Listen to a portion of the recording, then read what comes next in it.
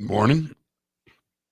God, I got to admit, I I don't know if it's on my end or what, but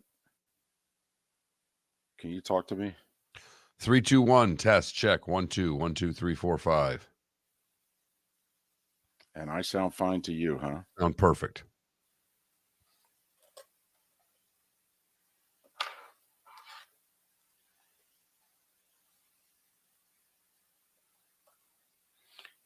We try it again. Check 1, 2, 3, 4, 5, 6.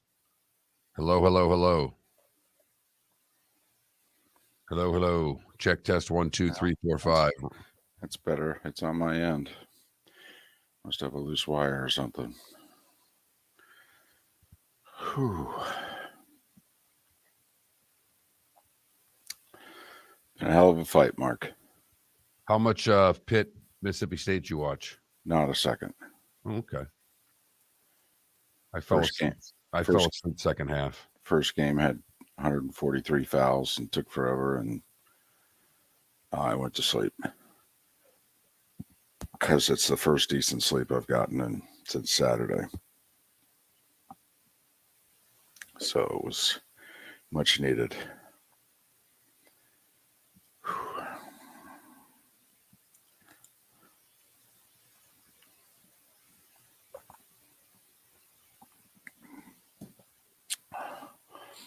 I think that's the whole tournament. First two games decided by 5 points. I think it's going to be the whole first round. Outside of the 6 blowouts that we get with ones and twos. Well, the first game I'm just laughing because they're down 3.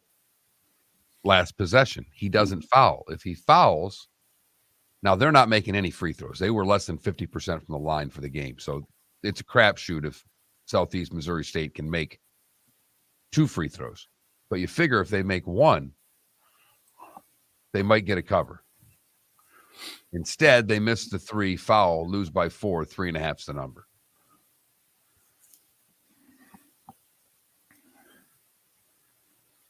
The other one was what, 2? Yeah. 1 point finish. Right. Pitt was a dog, but yeah, 2.5, yeah. But I mean. Yeah. Yep. But think about it. Mississippi State's up 1. If the Pitt kid misses the jumper, Pitt's going to foul. Mississippi State has a chance to hit 2 free throws to go up 3. I mean, that was a one-shot game. Phew.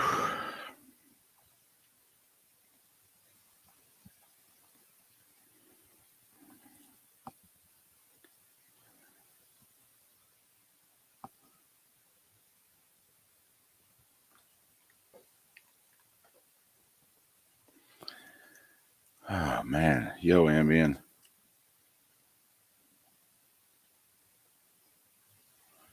Huh.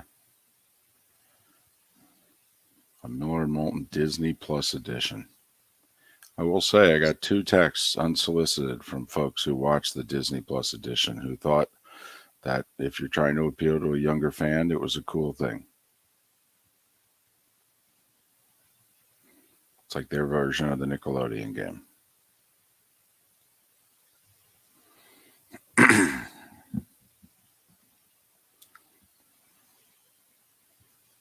Here we go. All right, you got one more in you?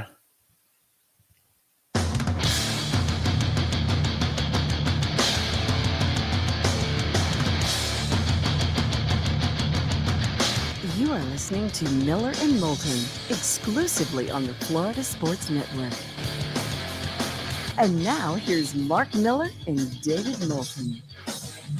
Top of the morning to you. It's a hump day. The tournament's already underway. NFL free agency officially begins today as we ask the question, how the heck are you? It's the best I got. How the heck are you? A lot better. He's revving it up. A lot better. Oh, yeah. That sounded like the old car that's been in the garage for 20, 30 years. And the weather warmed up north for the first time. And we decide we're going to, see if this thing still starts. And then who knows, maybe we'll actually take it down to the service station and check all the fluids, and who knows? Keep Maybe it twisting has that a key. Sunday drive in it still. That's kind of what I felt like I sounded like there. It's pretty accurate. I think you need jumper cables. Now, I turned over. I just don't know if I stayed revving.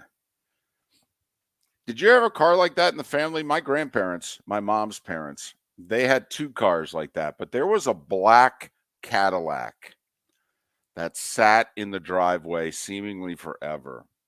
It had light skinned leather seats. It was the caddy with the fins coming out the back. So I think it was a 60s style Cadillac. And my grandfather could not get rid of that car, even though it didn't run for a good 10 years. And he was a mechanic. That's what he did for a living. And I used to say to him, "Grandfather, can't you fix it?" And it would just sit in the driveway. And it sat so long that the asphalt driveway began to cave in a little bit where the tires are. Impressions were made so that when the car finally was moved, Mark, there were the 4 impressions where the tires were. That's Kind how of going to long be the it's same sat way there. in Green Bay when Aaron Rodgers has finally moved. There's going to be impressions from where his feet have been planted for the past several years. Well, that's just on the Pat McAfee show. But yes, there will be these 2 impressions, a 1 and a 2. And goodness knows where they will be. They'll probably be in the general manager's office. Okay. I don't know if it'll be seen to the public, but boy, will it be felt. Right. And the third one will be an impression of his knuckles knocking on the door going, I want this player. Right. There'll just be a wish list chalkboard that will remain up for another couple years. And it's like, can't we erase that? No, I just need to leave it there just to look at. So we all have a wish list, though. Maybe that should be the show today.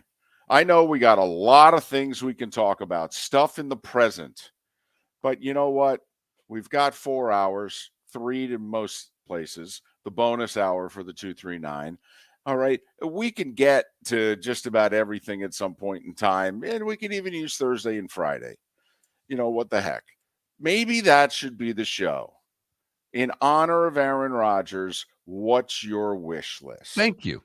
I sports or otherwise, I don't care. Well, I have to admit, if you expand it to otherwise, all right. Just for the texters. I mean, that could get almost racy. Okay. Or start to lead us down a path where maybe we take it to racy. So, it's up to you. It could just be a sports wish list, or it could be, a wish list. Your wish list in sports changes because, I think when your teams are doing well, like if you were a Boston sports fan for the past decade, you didn't really have a wish list. Well, you did, though, for a really long time. But then it was all achieved, and you just said, like you've talked about it with your Giants. You don't really have, as badly as things have gone, and last year was a nice year, but as a Giants fan, you had 6-7 years of really bad football. Oh, yeah, but the Giants owe me nothing. Oh, you absolutely nothing. Right, nothing. And I'm 57, and I hope to live another 25 years. All right, and literally, if they don't sniff the big game for 25 more years, no. They fulfilled their end of the deal that we had, which is you're the team, I'm the fan. I need some kind of results to sustain myself. And they're like, well, we went to 5 Super Bowls, we won 4. Yes, you did. Thank you. All right. You were a good team to root for. Now, can we talk the Rangers, Knicks, and Mets? Those 3 need to have a conversation with me.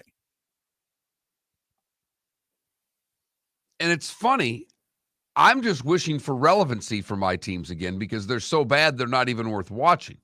Now, you have to acknowledge, though, that while you were growing up, they were the Dead Wings. But then they literally gave you a quarter century. They owe me nothing. Nothing. Not a damn thing. Right. and you're in your early 50s and you hope for 30 more. They owe you bubkiss. Not a damn thing. Now they owe your son something. I'm rooting for them to fulfill what they did for me, for my son, who's now of the age where he's a diehard fan. Right, because their last cup, he was what, 8? Right. So, I mean, he barely, and they lost the final when he was 9. So, I mean, he's barely got any remnants of. Okay. So, you're hoping for that moment, however many years down the road, in which he turns, he looks at you and goes, so this is what it was like, huh? And you go, oh, yeah. Oh, yeah. And we knew we were going to be good for the next 10 years, too. Yeah. Uh-huh. It's fun, isn't it? Yeah. I hear you. I hear you. Like, Felipe, you could argue. Alec, I'm curious, Felipe. You're 22, correct? Yes. Okay. So the Heat went to the finals in the bubble year. They went to game 7 of the conference finals last year. But the LeBron, D-Wade, Chris Bosh run, that was 2011 through 2014. So you were what, 13 when they lost to the Spurs? Yes, I was 13 years old. Okay, so if you think about it, Mark, when they went to the finals the first time, he was 10. 10, 11, 12, 13, they go to 4 straight finals, they win 2. All right, he should remember that, shouldn't he? Yes. Oh, I do. I vividly. No. It's one thing to remember it at 22. I'm talking about when you're 42. Okay, if you know what I mean. That it was very early in your fandom. Okay, but you should hold on to your big 3 and then Ray Allen with the 3 and all that. You will probably carry that with you for the rest of your life. I know memories deteriorate when you get older, and I haven't experienced that yet, luckily. But I don't think I could forget what I saw. I mean, do you remember? And that's why that's our point. Well, so in theory, it's tough to argue. You could, Felipe, and we hope you live 60 more years. But with what the Heat have already given you, which is 6 trips to the conference finals and 5 appearances in the finals and 2 wins, we could almost make the case that the Heat owe you nothing for the next 60 years. Oh, look. That's fair. I mean, Yeah. I know what other fan bases have gone through, and I feel like I'm spoiled. Well, but you're only spoiled with one of your teams, though. Right, but at least I have a team. Exactly. Hey, You've I'm got spoiled about. something to hang on to. I'm not from Minnesota. So sorry, by the way, that I had to go there, but it's true. That's a tough one. It's tough. I met a Minnesota listen, fan, another one. But listen, talk to a Minnesota sports fan. God bless the Twins. God bless, yes. God bless the Twins. The 87 and 91, and boy, do they hold on to Kirby Puckett, and we'll see you tomorrow night. The Lightning fan is owed nothing. No. Nothing. And then Tom Brady decided to just give him a parting gift. Thank you. I mean, the Tampa sports fan mentally should be in a really good spot, even though Kyle Trask could be their quarterback next year. But that's the trade we all have talked about. You make that trade. So between the Lightning and Tom Brady, the Tampa Bay sports fan, I will say, I think the Tampa Bay fan would acknowledge we're not owed anything. Okay. However, I am still lamenting the pitching change in Game 6 of the 2020 World Series. All right. It's just, I know I'm owed nothing, but if we could just do one thing over again, if we could have kept Blake Snell in the game, could we have just let that sucker play out? But think about that. The Tampa sports fan is owed far less than the Miami sports fan is owed right now. Correct. And going now for a long time. Like we talk about, it only takes one. I mean, the Tampa Bay Bucks, statistically, were the worst major pro sports franchise in North American sports history when Tom Brady chose them for free agency. Their winning percentage was the worst in the 4 major sports of all time of a team that had been around more than 10 years. But like we say, one parade. Give me one. And they had one 20 years earlier. But I mean, Give me one. One. And it's like, no, I'm good. So what is your sports wish list? You can be Aaron Rodgers for a day. Right. And if you want, you could put Mercedes Lewis and Randall Cobb on it. I mean, if that's your wish list, maybe you're a Jets fan. And if you get Mercedes Lewis and Randall Cobb, you'll get Aaron Rodgers. It's kind of like you don't have to put Halle Berry on the list. You just put, roses and chocolates, and you figure, well, then she may follow. Might follow, huh? Well, that or Elizabeth Shue, one or the other. It is a wish list after all. The Jets play in Jersey. Elizabeth's from Jersey. I'm just saying, I'll put a little Randall Cobb, Mercedes Lewis, Valentine's Day at White Castle. See what happens. Oh, my goodness. Big plans, big wishes, big dreams. Your sports wish list. Yeah. In honor of Aaron Rodgers. He's submitting his wish list to the Jets of the players that he wants included with his pending trade to New York. He's going La GM mode right now. It's not the first time. He's been an assistant general manager for as long as he's, been a starting quarterback this decade. It's just how often they've listened to the assistant general manager is really the question. Now he's trying to get them to listen completely. Miller and Moulton, we thank you for listening to us right here on the Florida Sports Network. David Moulton for Napa Auto Parts, and Napa Filters. Insist on Napa Filters for your vehicles, or if you're a do-it-yourselfer, only buy Napa Filters. Napa has a filter for almost anything on earth that moves, whether it's motorcycles, foreign and domestic cars, vans, SUVs, earth-moving equipment. You get the idea. Napa Auto Parts, Napa Filters. Insist on them for your vehicles, or if you're do-it-yourselfer, only buy Napa Filters. Located on the East Trail, locally owned Naples Tiki Bar and Grill is an outdoor eatery next to the Hitching Post Shopping Center. Island-inspired food with a true tiki theme. The best place in Naples to enjoy the beautiful weather in Southwest Florida. The Naples Tiki Bar and Grill offers a great menu for dine-in or takeout. Enjoy our famous pulled pork, huge burgers, and tiki bar cocktails. Don't miss happy hour every day from 3 to 6 and live music 7 days a week. See you soon at the Naples Tiki Bar and Grill, 11498 Tamiami Trail East. Miller and Moulton here for the Clutch Vodka Play of the Day. Mark, remember Nick Charles, Fred Hickman, the CNN Play of the Day? Yeah, CNN did a nightly sports show. That was a while ago. Yes, it was. Just work with me. Everyone liked the pod, the Play of the Day. So how about we have the Clutch Vodka Play of the Day? Sounds good. Fun. Smooth. Like Clutch Vodka. Listen weekday mornings for the Clutch Vodka Play of the Day. That's Clutch with a K. Mark Miller for SWFL Golf Carts, or online, flgolfcarts.com. If you're looking for a golf cart, an e-bike, or an e-motorcycle, go visit Alex and the gang at SWFL Golf Carts. flgolfcarts.com online. Check out their whole inventory. If you're looking for a custom cart, they can take care of you. 2-seater, 4-seater, 6-seater, they've got you covered. E-bikes, nobody better for value and service. E-motorcycles, check them out. Again, flgolfcarts.com. flgolfcarts.com.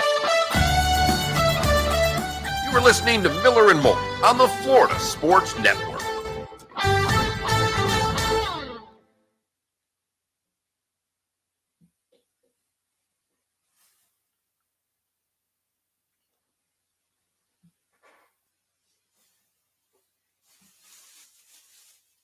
It makes me sad, though, every time I think about that, the fact that I am owed nothing, because it's all gone. And that level of greatness for my team, at least, probably will never be matched in my lifetime. I don't even know. What are you talking about? I'm saying that it makes he makes really long sentences to say that the Heat are never going to do that again in his lifetime. I'm saying that makes me sad, though, every time I think about that, because that level Don't of look power, at it. Don't look at it that way. It's all about perspective. just enjoy it while it lasted. I don't know how many. I don't know how many teams and how many sports will go to 4 straight finals.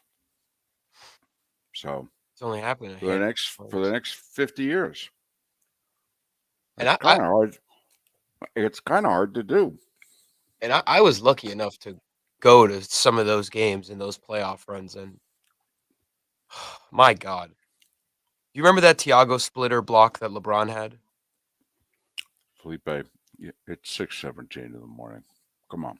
I don't know. One of the best defensive plays of his career. Oh, boy, oh boy. Boy, oh boy.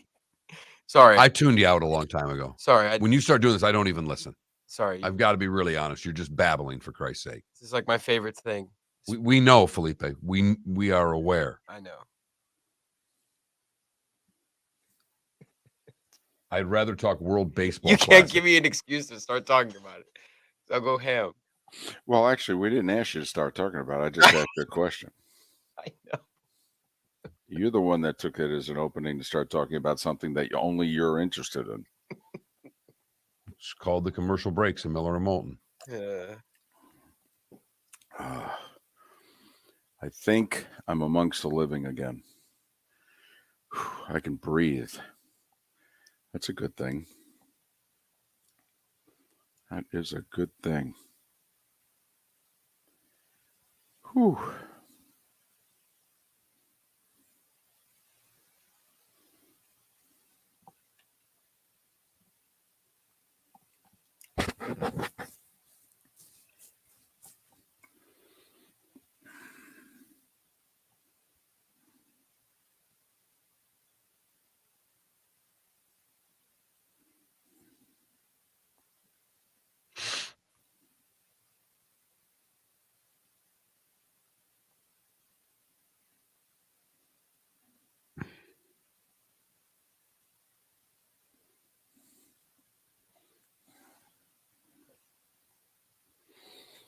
The Bruins lose back-to-back games to the Red Wings and the Blackhawks. I know. You don't think maybe they are just tired? Hitting a wall a little bit? And I think if I'm the head coach of the Bruins, I don't even have a practice. I think I think I may go to a Dave and Buster's, for God's sakes. Okay. I may go to Top Golf. Yeah, Top Golf.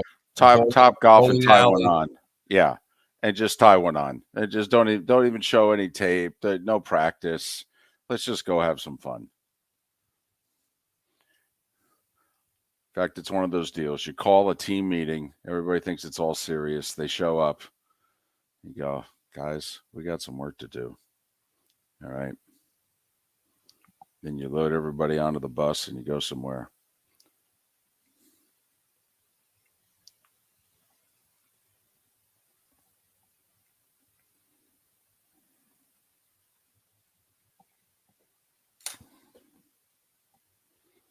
What, Avs Bruins? I have trouble rooting for Boston sports teams. So if Boston doesn't make the Stanley Cup final, I wouldn't be overly upset.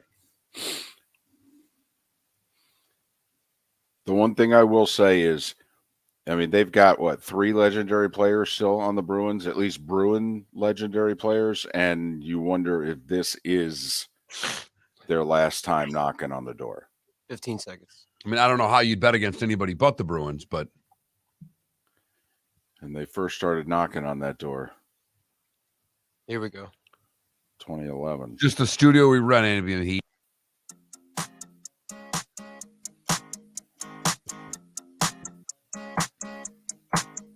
You're listening to Miller and Moulton, exclusively on the Florida Sports Network.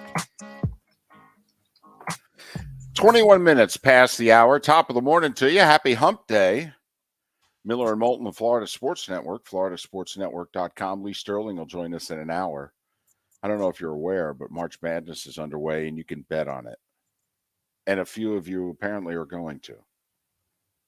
And by a few of you, I mean a few $1 billion is going to be bet on it. So we'll get some Elise picks for those of you that may be so inclined going forward.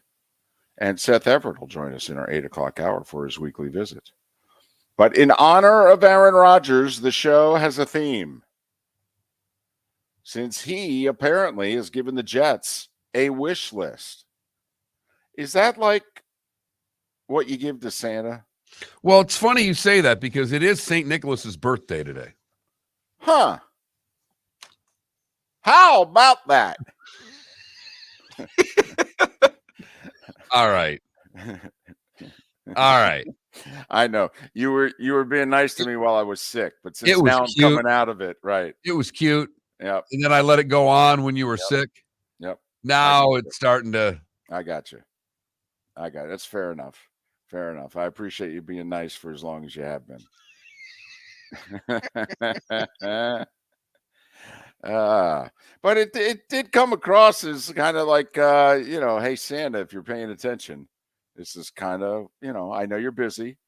You got a lot of things to do for a lot of people, but, if you could, all right, and some of these gifts may look redundant. All right, considering it's 3 wide receivers and a tight end on the wish list. Not sure that all 3 are needed. Alan Lazard, Randall Cobb, Odell Beckham Jr. And then throwing in a Mercedes Lewis. I mean, some of these may be redundant. If you get one, why do you need another? So I just took it as kind of a Aaron Rodgers still believes in Santa. And that shouldn't surprise anyone. Because basically, if he asked Santa for something, the big fella's delivered. At least in the last few years. I mean, he didn't, start giving Santa a list till he's about 35, 36 years old. But last 3 years, he's been, making demands or offering up wish lists. Once again, it's perspective, Mark. Is he demanding or is he just hopeful? 21,000 is the text line, 21000 if you want to text in your sports wish list. Yes, we tried to just keep it to sports because otherwise, well, whoo-wee. Right. Don't know if we'll be able to read some of those texts on the air. That's. What would be your number one sports wish? Oh, the Rangers to win another cup. A Mets World Series would be a close second. But the Rangers, I mean, 1 in 82 years. I mean, the Mets have only given 2 in 60. I mean, I was 6 when I was about to turn 7 when the Mets won their first World Series. I have no remnants of that. I have no remnants of the Knicks winning a world title either. I mean, it's been 50 years this spring.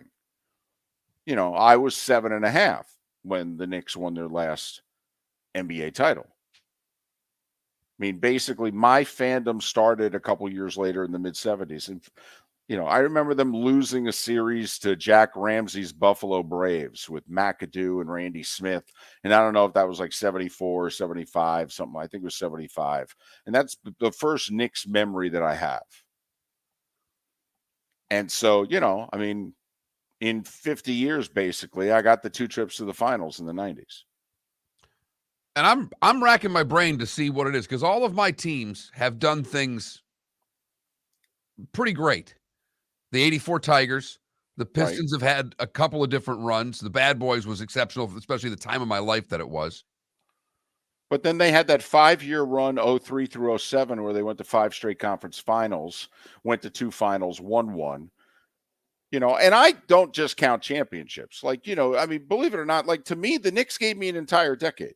I mean, basically the 90s through 2000. I mean, the Knicks gave me a tremendous decade. They went to like 5 conference finals, 2 NBA finals. I mean, it's tough to ask much more from a team realistically than what that team gave me as a fan. It would have been nice to have won the final game. They weren't able to do it, but they tried like hell. Couldn't ask for more as a fan. But, Mark, I've always been a softie for a parade. There's no doubt. There's no doubt. I like a parade. I don't know if it's growing up in the Northeast. We do parades in the Northeast. We really do. You love parades in the Northeast. Boy, do we ever. You find reasons to have parades in the Northeast. Yes. St. Patrick's Day, let's have a parade. 4th of July, of course, we have a parade. Memorial Day, let's have a parade. We did Columbus Day parades. Right. which now I don't even know if you're allowed to call it that. I mean, we love a parade. Never mind a sports team winning. Damn. So, but yeah, wish list. But like your Tigers, you won it in 84. You had a really good team in 87. And then you had a dark generation. But from 06 through 2013, I mean, that was an 8-year run. I mean, you went to what? 2 World Series? 2 World Series. And like 5 league championship series? Yeah. I mean, you knocked on the door for damn near 8 straight years. You were good. You knew when you sat down at night that you were watching one of the best teams in baseball. My wish list would be, I wouldn't even need the parade because of 84. Still is such a great memory. That run, again, would be a wish list for me. Wouldn't even have to win the last game. Just that for a period of time, I could turn the TV on and know that I'm watching my team being good. So if I give you about 3 more years, but I could, do it exactly 20 years later, from 2026 through 2033, I'll have the Tigers give you what they gave you 06 through 13. As I'm entering my baseball years? Oh, it would be tremendous, David. Exactly. You will finally be in the baseball demo. You will be 55 plus.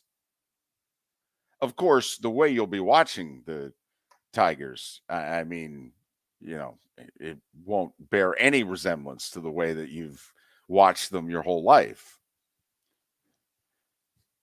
I mean, 3 years from now, goodness knows how we'll be watching our favorite baseball team.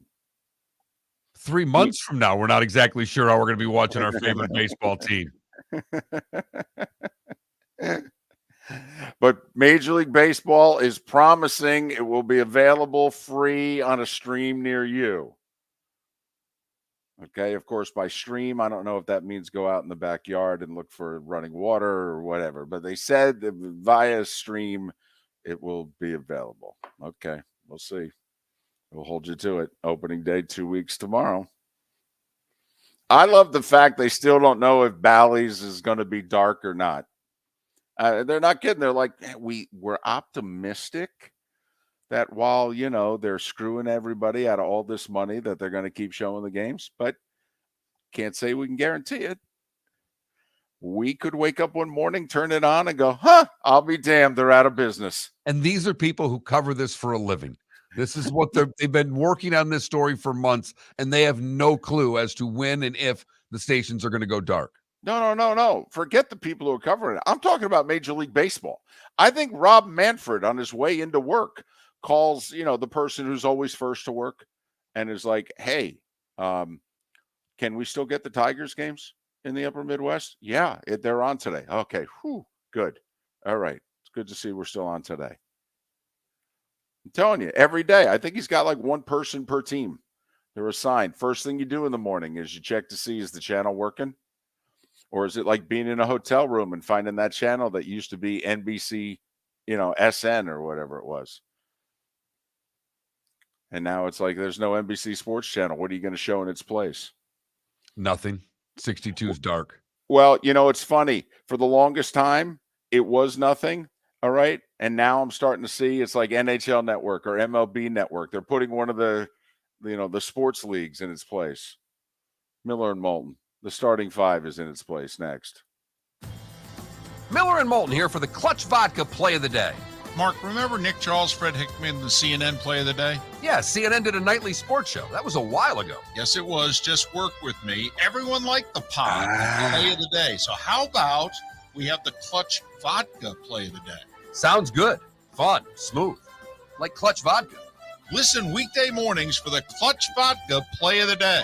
That's Clutch with a K.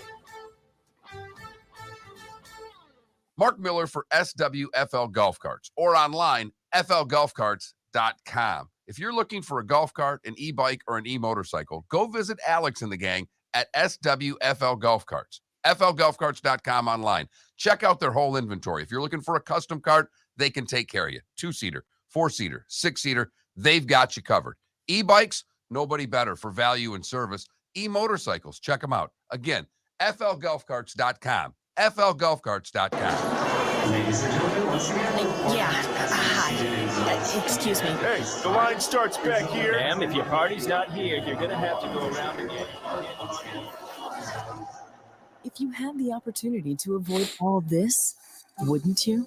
Salt Live is the official transportation provider of the Miller and Moulton Morning Show, making your trip to and from the airport seamless and stress-free. Salt Live is supported with the help of local partners like the Bayfront Inn. Gather your family and friends and enjoy a leisurely day on the water with a pontoon or deck boat. If you prefer to explore the waterways without a motor, the Bayfront has canoes, standboards, and kayaks. At the end of your journey, enjoy lunch or dinner at the Bamboo Tropical Bar and Grill. The Bayfront Inn, something for everyone on 5th Avenue in downtown Naples. BayfrontInNaples.com. When you need a ride, book with Salt Live Transportation, 308-8686, or book on saltlivetransportation.com.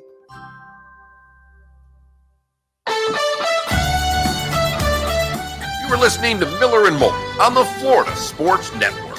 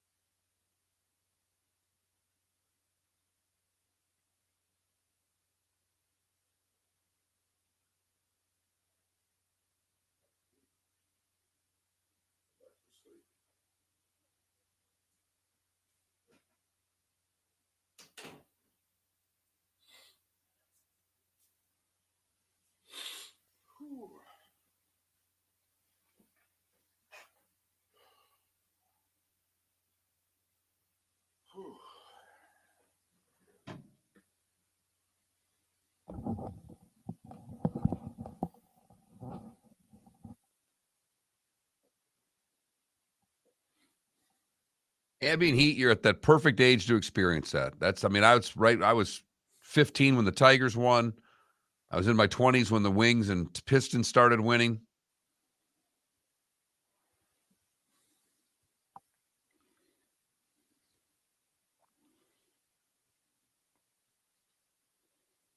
Well, yeah, I mean, you were what, like 12, 13 when you got Isaiah, and that Right. began to change the Pistons.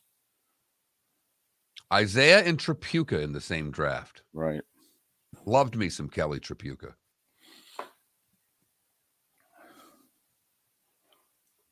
Probably the best first round 5-game series of all time that the NBA had. That didn't determine Pistons who Knicks won. with Bernard King. Yeah, that God, They couldn't stop him. Well, and it's not like the Knicks could stop Isaiah either. And it was damn ridiculous. Home court didn't matter. It was such high level basketball.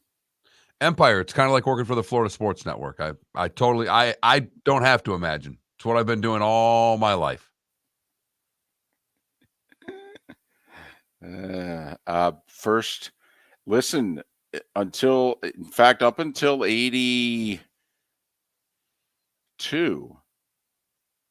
I think, actually 83, the first round was best of 3 in the NBA. Then in 84, I believe 84 was the first time the first round went best of 5. And that lasted till like the mid 90s. Not 5 rounds, best of 5. Yeah, best of 5. 10 seconds.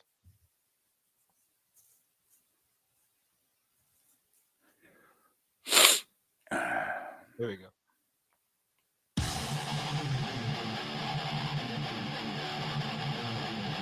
You're listening to Miller and Moulton, exclusively on the Florida Sports Network.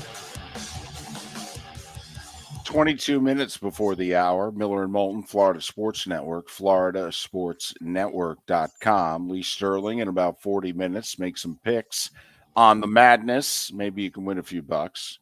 Seth Everett 2 hours from now. Well, it was another day of legal tampering. So a whole heck of a lot went on. Time now for The Starting Five. 5 stories you need to know.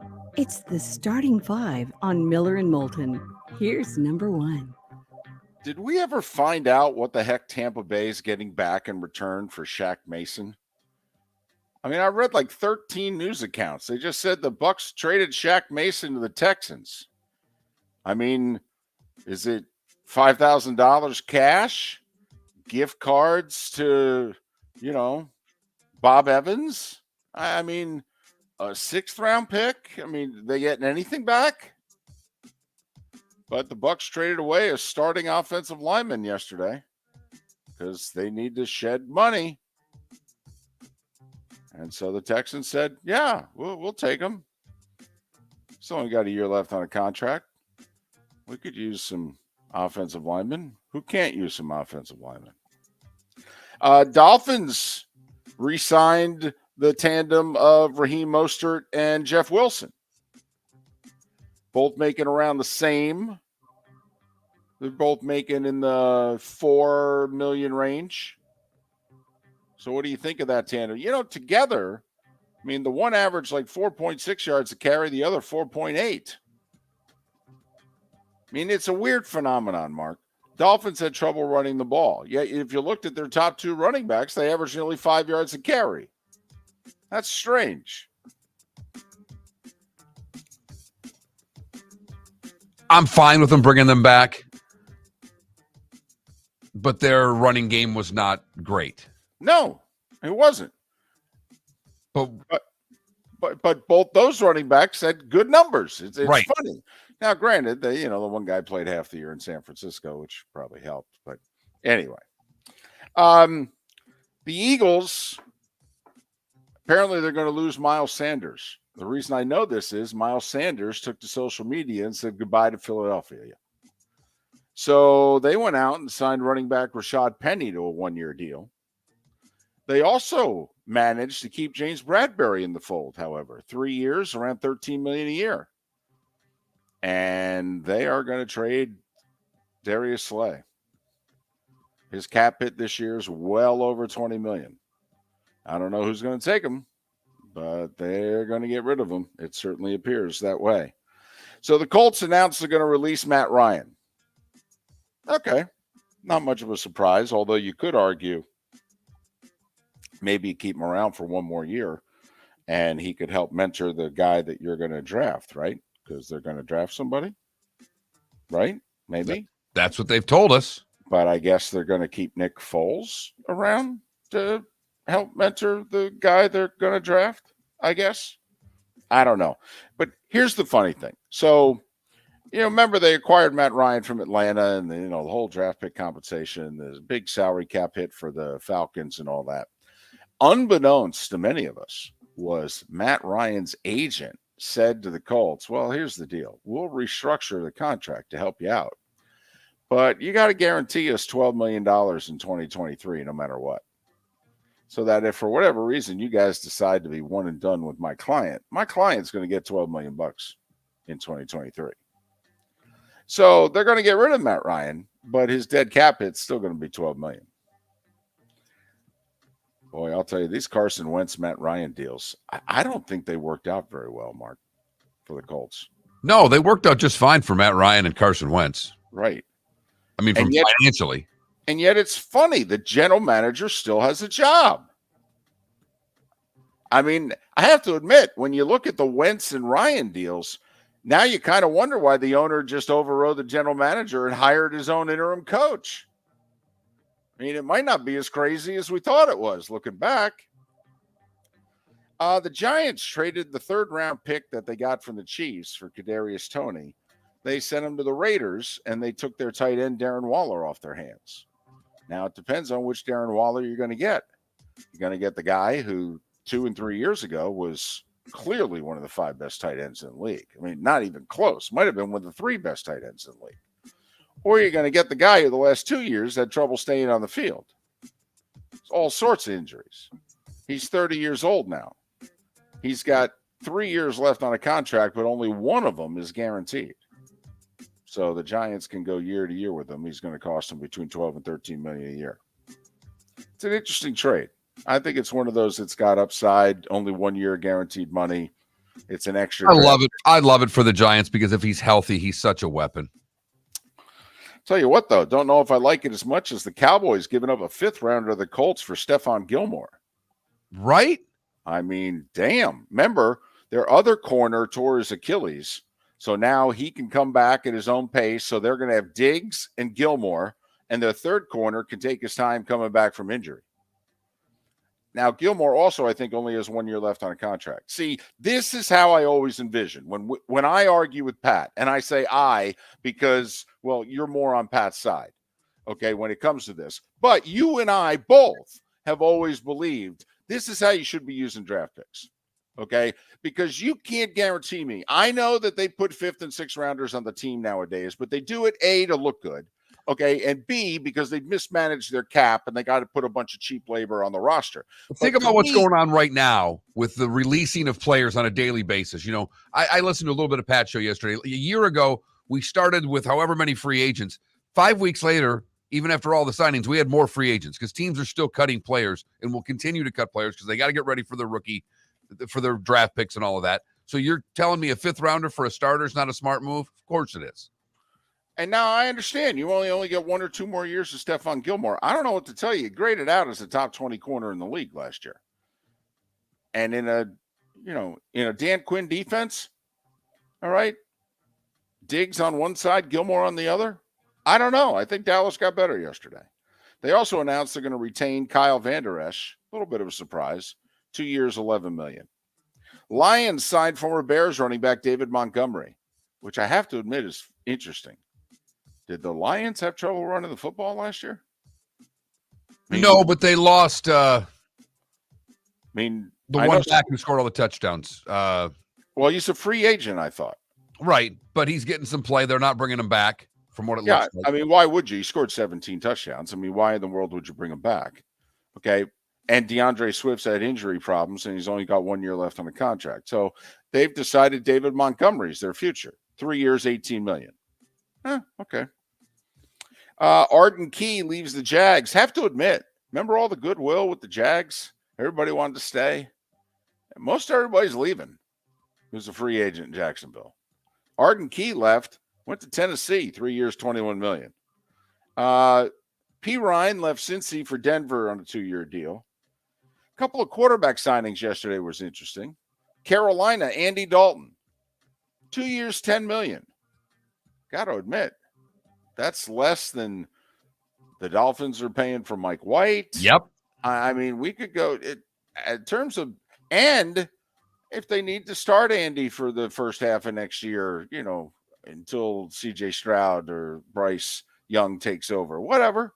But a 2-year deal gets to help, nurture him, the whole deal. By the way, Taylor Heineke, 2 years, $20 million in Atlanta. I'm sure they promised him a chance to start.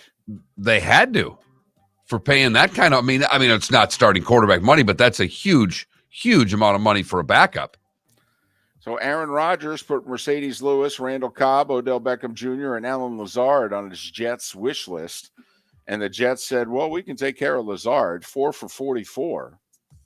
A, it seems a little rich. B, it also means, I guess, they're walking away from 2 more wide receivers on their roster.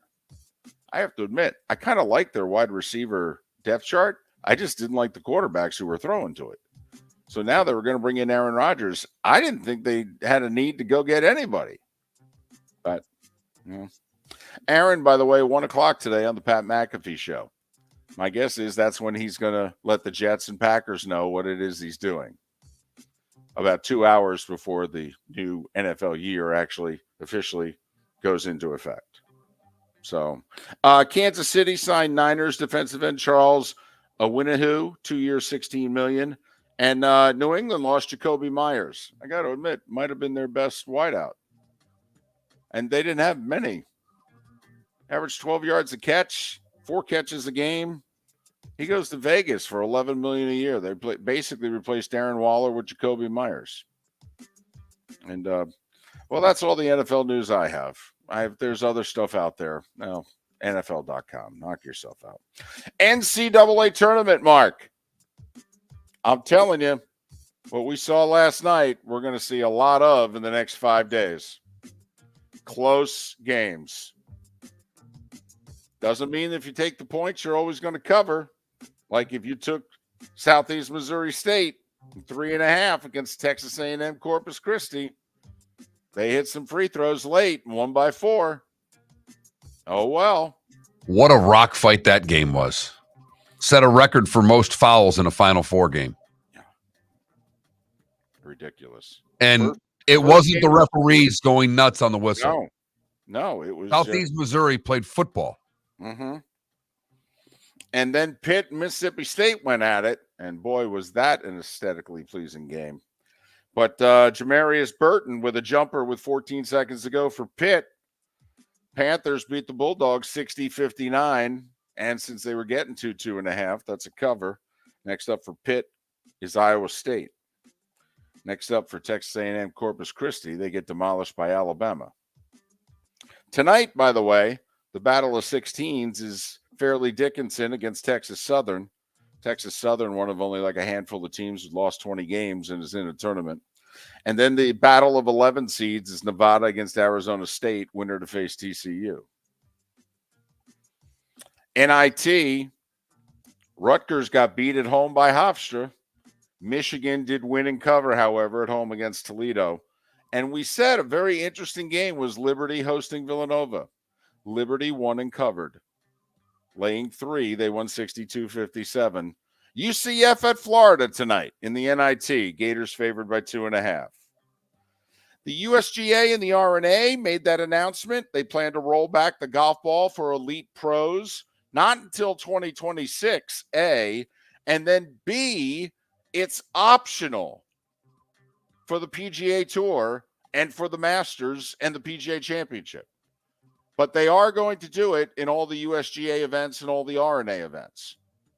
And the club manufacturers are not happy. They say it's going to reduce 14 to 15 yards off tee shots. Tee shots are 30 yards farther now than they were 25 years ago. Literally. Average drive on the PGA Tour last year was 297. 25 years ago, it was 267. NBA, Orlando's lost 5 of 7. They lost in San Antonio by 18. They've basically folded up shop. Brooklyn lost to OKC. That's good news for Miami, although there's still 3 back in the loss column to get out of the play-in. Knicks are the 5 seed. They beat Portland by 16. Cleveland over Charlotte by 16. Milwaukee got 36 points, 11 rebounds, 8 assists from Giannis in a win in Phoenix. Denver's lost 4 straight. Lost by 15 in Toronto. Them and the Bruins, both, are just kind of Tired. Sputtering. The Lakers beat New Orleans by 15. They're tied for the 8th seed, just like that. And Washington's the 10th seed in the East by beating Detroit. Lightning, very impressive in New Jersey last night, 4-1. Carolina with the win is now in first in the division. Rangers beat Washington 5-3. Ovechkin was hurt, didn't play. Florida Panthers had a great night. Penguins lost to Montreal 6-4. Islanders lost in LA 5-2. Florida's 3 points behind the Islanders for the final playoff spot in the East, but they now have 2 games in hand over New York. Bruins lost in Chicago 6-3. Talk about a team, Mark, that could use a rain out. The old back-to-back losses to the Red Wings and the Blackhawks. I think it's the first time this year they've lost back-to-back regulation games. They need like a night at Topgolf as a team. No practice, no video, no nothing. Coach needs to call an emergency team meeting, get everybody all worked up. They show up and they go, okay, let's head to the buses. And they just go have a bender. I'm with you. Because it's just the grind of what they've been trying to do, and it's hard when you're trying to set regular season records. We've seen a lot of teams, reach for these lofty goals, and it does not benefit them in the postseason. And that, ladies and gentlemen, That was the Starting Five every weekday morning at this time on Miller and Moulton. What is your sports wish list? Had a couple people already text in. Must be an NBA hour because one of them was Indiana Pacers win an NBA championship. Wow. Kansas City native. I wish Kansas City had an NBA team. And someone says another major for Tiger. What's your sports wish list? Miller and Moulton, thanks for listening right here on the Florida Sports Network. David Moulton for Napa Auto Parts, and Napa Filters. Insist on Napa filters for your vehicles, or if you're a do-it-yourselfer, only buy Napa filters. Napa has a filter for almost anything on earth that moves, whether it's motorcycles, foreign and domestic cars, vans, SUVs, earth-moving equipment. You get the idea. Napa Auto Parts, Napa filters. Insist on them for your vehicles, or if you're a do-it-yourselfer, only buy Napa filters. Mark Miller for SWFL Golf Carts, or online, flgolfcarts.com. If you're looking for a golf cart, an e-bike, or an e-motorcycle, go visit Alex and the gang at SWFL Golf Carts. flgolfcarts.com online. Check out their whole inventory. If you're looking for a custom cart, they can take care of you. 2-seater, 4-seater, 6-seater, they've got you covered. E-bikes, nobody better for value and service. E-motorcycles, check them out. Again, flgolfcarts.com. flgolfcarts.com. Ladies and gentlemen, once again. Yeah. Hi. Excuse me. Hey, the line starts back here. Ma'am, if your party's not here, you're gonna have to go around again. If you had the opportunity to avoid all this, wouldn't you? Salt Live is the official transportation provider of the Miller and Moulton Morning Show, making your trip to and from the airport seamless and stress-free. Salt Live is supported with the help of local partners like the Bayfront Inn. Gather your family and friends and enjoy a leisurely day on the water with a pontoon or deck boat. If you prefer to explore the waterways without a motor, the Bayfront has canoes, standboards, and kayaks. At the end of your journey, enjoy lunch or dinner at the Bamboo Tropical Bar and Grill. The Bayfront Inn, something for everyone on 5th Avenue in downtown Naples. BayfrontInNaples.com. When you need a ride, book with Salt Live Transportation, 308-8686, or book on saltlivetransportation.com. Miller and Moulton here for the Clutch Vodka Play of the Day. Mark, remember Nick Charles, Fred Hickman, the CNN Play of the Day? Yeah, CNN did a nightly sports show. That was a while ago. Yes, it was. Just work with me. Everyone liked the pod, the Play of the Day. So how about we have the Clutch Vodka Play of the Day? Sounds good. Fun. Smooth. Like Clutch Vodka. Listen weekday mornings for the Clutch Vodka Play of the Day. That's Clutch with a K. Located on the East Trail, locally owned Naples Tiki Bar and Grill is an outdoor eatery next to the Hitching Post Shopping Center. Island-inspired food with a true tiki theme. The best place in Naples to enjoy the beautiful weather in Southwest Florida. The Naples Tiki Bar and Grill offers a great menu for dine-in or takeout. Enjoy our famous pulled pork, huge burgers, and tiki bar cocktails. Don't miss happy hour every day from 3 to 6 and live music 7 days a week. See you soon at the Naples Tiki Bar and Grill, 11498 Tamiami Trail East. You for listening to Miller and Moulton on the Florida Sports Network.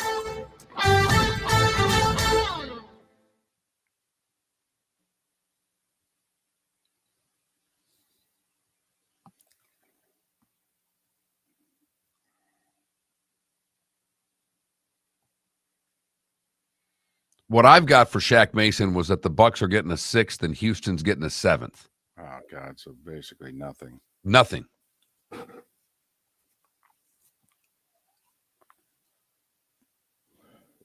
Although, I guess it is something because the 6th rounder from Houston's at the very beginning of the round and a 7th rounder from the Bucks is in the middle. So, all right.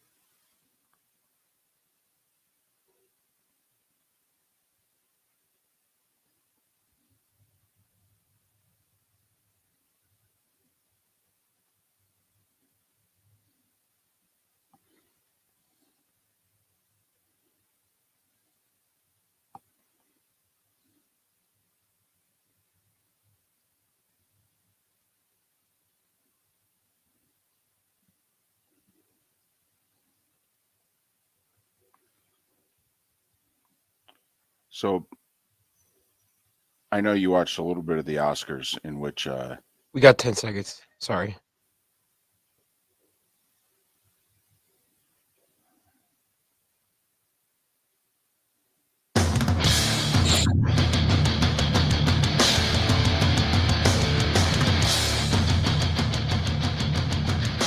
You are listening to Miller and Moulton, exclusively on the Florida Sports Network. And now here's Mark Miller and David Moulton. Hour 2 of Miller and Moulton on this hump day. Thanks so much for being with us. The tournament officially got underway last night. Although for many of us, the tournament doesn't really begin until noon tomorrow, just the way it is. Sorry. I mean, when I have to wait, right? Don't you have to wait until late Wednesday night to officially submit your ballot? I mean, you have to see who TCU is going to play, right? We need to see who wins the battle of 11s tonight between Arizona State and Nevada. I mean, the brackets are not whole until like midnight. So how? Yeah, I already did mine. So and I picked an 11 to beat a 6. Did you pick the right 11 though? Like, hopefully you didn't pick Mississippi State. Well, no, you just picked the 11. You're picking either. Oh, that seems. You don't have. There's no one's filling out their brackets picking 11s and 16s right in the first 4. They don't count. Huh. I just wait. I'd like to know who the teams are. I mean, matchups are everything. I know they're everything. They are. They are. Look at Pitt or Mississippi State was beating Iowa State. I never had much of a doubt in my mind. Iowa State can't score. So I just looked at Iowa State and said, I don't think they're winning a game no matter who they play. Fair enough. So now you got Pitt going through. By the way, could they have worn uglier uniforms last night? I mean, they have a couple of really good-looking uniforms, but not last night, man. Didn't like the Pirates uniforms? What the heck? The big P? First off, I thought Ricky Fowler picked out the uniforms. I thought it was like a big ad for Puma. That's what I thought it was. I'm like, well, if you're going to go this, you might as well dress in orange and just be Ricky on Sundays, where, he's 9 shots out of the lead, yet we're seeing 15 of his shots on television because they apparently think he's still relevant. Was that a dig? Am I being too harsh? 100%. Oh, okay. I don't know about. I mean, it was a dig to Ricky. They do show him a lot. Yeah, they do. They do. I mean, considering how relevant he is, considering the only reason he kept his tour card was because so many guys left the tour for the LIV. Otherwise, he wouldn't have finished in the top 125. Ricky owes Live Golf a lot. He sure does. He sure does. That doesn't get talked about enough. I mean, there's like 25 guys who are making a nice solid living this year because a whole bunch of guys went to the LIV, got out of their way. Otherwise, they wouldn't be in the top 125. Hell, it put 3 or 4 of them in the playoff that weren't in it because they dropped out at the time that they did. Right. So, anyway. But hated the uniform choice. Was rooting for them. Hated the uniform choice. I mean, you finally get back to the tournament. Could you look like Pitt? Please? I swear. I mean, I know it's not going to happen in my lifetime, but if I ever become an athletic director, I'm going to have like 3 rules. And one of them is if you ever play in a big game and I'm watching and I can't recognize you, all right, people are losing their jobs. All right. It's really simple. Yeah, I didn't have the problem with pitch unis that you did last night. Oh, man, hated them. Just hated them. Did look like they were wearing a hockey jersey. It was like a hockey jersey that got crossed over into a basketball uniform. Yeah, I didn't know. Were they a AA? Were they an ECHL team last night? I mean, what? Were they the Pensacola Ice Pilots? What the heck were they? Anyway, but they won. Hopefully they can do better Friday when they play Iowa State. Anyway, but the tournament's underway. Lee Sterling will join us in 15 minutes time. Maybe you can win some money on the tournament. But in honor of Aaron Rodgers, today's Get Your Santa's Wish List Day. Aaron's got his wish list. He gave it to the Jets. And somebody with the Jets gave it to the New York Post. And so there it is, back page, Aaron's wish list. Welcome to the New York media, Aaron. Yep, exactly. This is how it's going to roll there, big fella. This is how it's going to roll. You're not in Lambeau anymore. Somebody in the organization already doesn't like your wish list and gave it to the press. Exactly. You've already annoyed someone, and they are, quote, a league source, unquote. Yes. So Alan Lazard, Randall Cobb, Odell Beckham Jr., which I found interesting, didn't realize they were tight, and Mercedes Lewis, 3 wide receivers and a tight end. I got to admit, if you'd watched the Jets play last year, one of my wish lists would have been an offensive lineman. That's just me, though. Then again, considering the line you played behind last year, you're used to getting rid of the ball quickly. You're okay with it. Right, because their draft picks at offensive line have not worked all that well. Well, certainly not the big. I mean, it is remarkable. The 2 top 5 picks that Joe Douglas has had, he's blown both. He's done a tremendous job just about everywhere else. But he's the number 2 pick in the draft. He drafted the quarterback from BYU. And remember the year, I think it was 2020. We had the 4 tackles go in the top 14 of the draft. Jets at first choice at number 4. They took Mekhi Becton. Far and away the worst of the 4. 2 top 5 picks he's blown. 2. I mean, it is remarkable he's kept his job. You have to get just about every other draft pick right, by the way. And for the most part, he has. Yes. Yeah, he had the 3 first rounders last year. They're all terrific players. The running back in the second round, it was dynamic till he blew out his knee. No. Had a great draft. I mean, his top 2 picks last year were what? The offensive and defensive rookies of the year. No, but it is remarkable. His 2 highest draft picks, he's completely blown. And now it's just all about whether Aaron Rodgers wants to be a Jet, whether they can work this deal out. With a trade, by all accounts, has been done. I'm with Trey Wingo. This sucker's been done. It's done. It's been done. Okay. He's just a strange duck. Okay. He said, listen, I had this freaky convention over the weekend, about psychedelic drugs. And, I don't want to be bothered. So let me do my psychedelic drug convention. And then I'm going to go on the McAfee show. He's a buddy of mine. Let me announce it there. Tuesday or Wednesday. Which day would you prefer? Okay, Wednesday. Okay, fine. The league year starts at 4, right? Yeah, I'll go on at either noon or 1 o'clock. And they settled on 1. I think the best tweet that I've seen in the last 24 hours on this, though, is it is amazing. And I think it was Andrew Brandt, but I'm not positive. It's amazing that Aaron Rodgers is the GM of the Jets while still being the quarterback for the Packers. It's funny how that works. If you think about it, he's kind of sort of also the GM of the Packers, while being the GM of the Jets and the quarterback of the Packers. And as Canada Relief points out, the owner of the Bears. Yes. Well played. Tell you what, well played. That is the part of this that we have not necessarily spent enough time on. If you are a fan of the Bears, Vikings, and Lions, I mean, you appear to be entering a day and age that you have not entered in over 30 years. I mean, they inserted this Brett Favre guy early in the 1992 season. And by the end of it, you were like, oh, snap. Packers have a quarterback.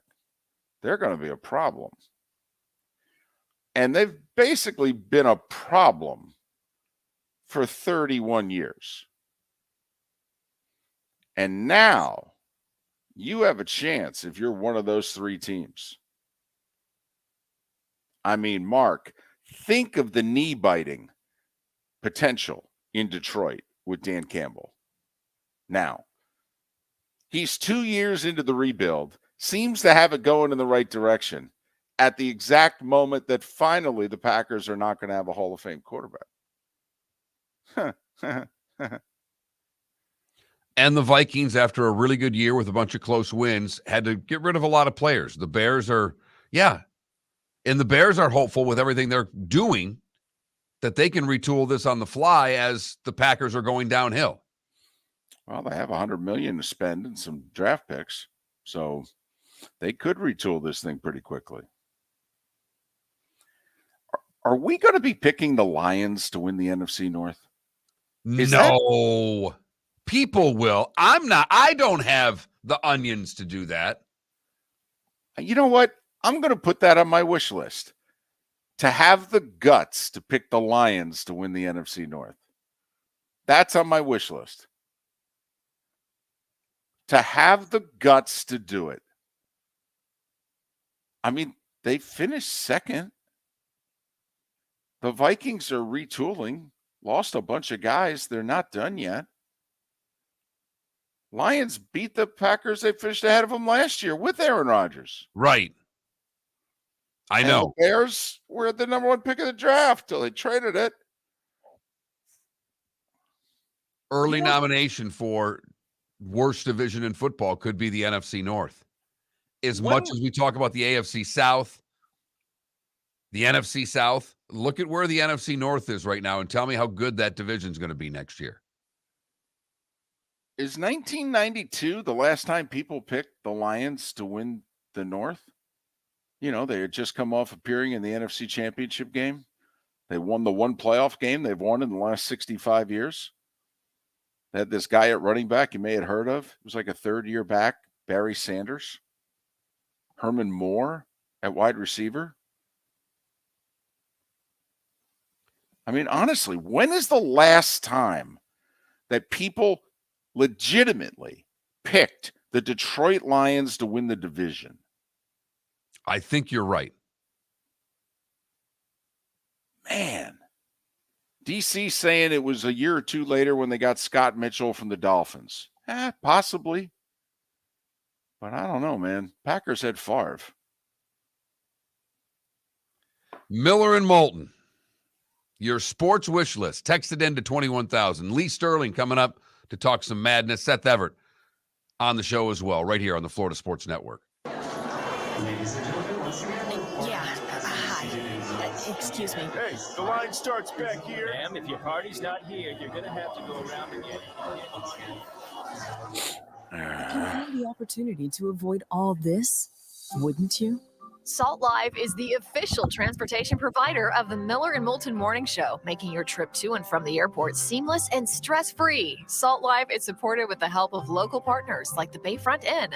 Gather your family and friends and enjoy a leisurely day on the water with a pontoon or deck boat. If you prefer to explore the waterways without a motor, the Bayfront has canoes, standboards, and kayaks. At the end of your journey, enjoy lunch or dinner at the Bamboo Tropical Bar and Grill. The Bayfront Inn, something for everyone on 5th Avenue in downtown Naples.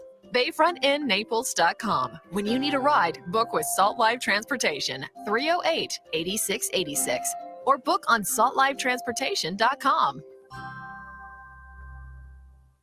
Mark Miller for SWFL Golf Carts or online, flgolfcarts.com. If you're looking for a golf cart, an e-bike, or an e-motorcycle, go visit Alex and the gang at SWFL Golf Carts. flgolfcarts.com online. Check out their whole inventory. If you're looking for a custom cart, they can take care of you. 2-seater, 4-seater, 6-seater, they've got you covered. E-bikes, nobody better for value and service. E-motorcycles, check them out. Again, flgolfcarts.com. flgolfcarts.com. Located on the East Trail, locally owned Naples Tiki Bar and Grill is an outdoor eatery next to the Hitching Post Shopping Center. Island-inspired food with a true tiki theme. The best place in Naples to enjoy the beautiful weather in Southwest Florida. The Naples Tiki Bar and Grill offers a great menu for dine-in or takeout. Enjoy our famous pulled pork, huge burgers, and tiki bar cocktails. Don't miss happy hour every day from 3 to 6 and live music 7 days a week. See you soon at the Naples Tiki Bar and Grill, 11498 Tamiami Trail East. You are listening to Miller and Moulton on the Florida Sports Network.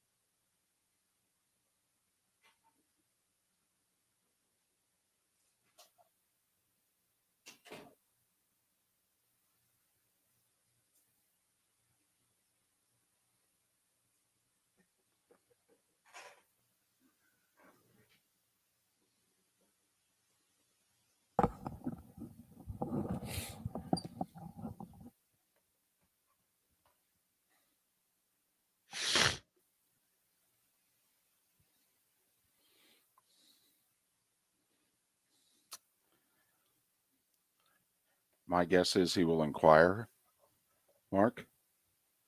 But I just didn't know if I didn't know if you texted with him. No, he's coming on the show Friday, but I'm guessing he'll make a call. But I made a phone call yesterday, and I don't think he's on their list, is what I was told.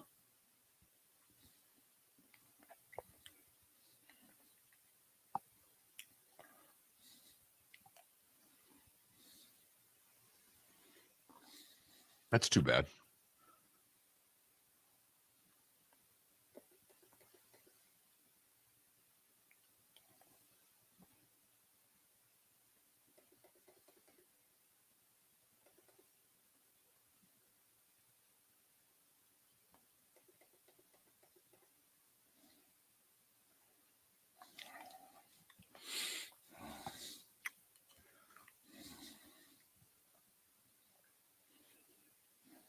Come on, Lee. There you are. Good morning, Lee. Good morning. How are you? Real good. 5-0 yesterday for my clients in basketball, so gives you a nice little cushion if you have an off day. And they'll happen. Yeah, especially with this year's tournament, which I think will be wide open. So we'll go region by region. Is that good with you guys? Is that how you want to do it? Yeah. And then sleepers, overrated teams in each one, who I think will advance, and then we only got about 8-9 minutes. I know. I'll go quick. Okay.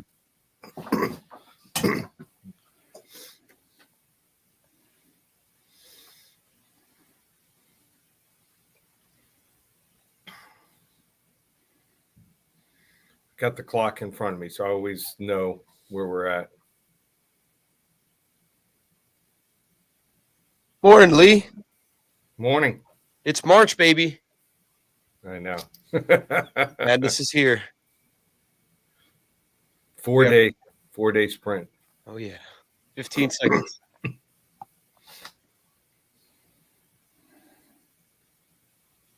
Here we go.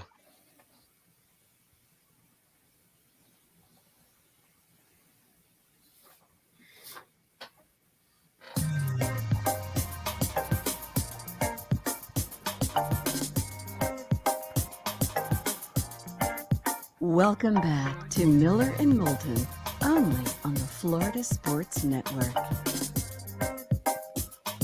21 minutes past the hour. Miller and Moulton, the Florida Sports Network, floridasportsnetwork.com.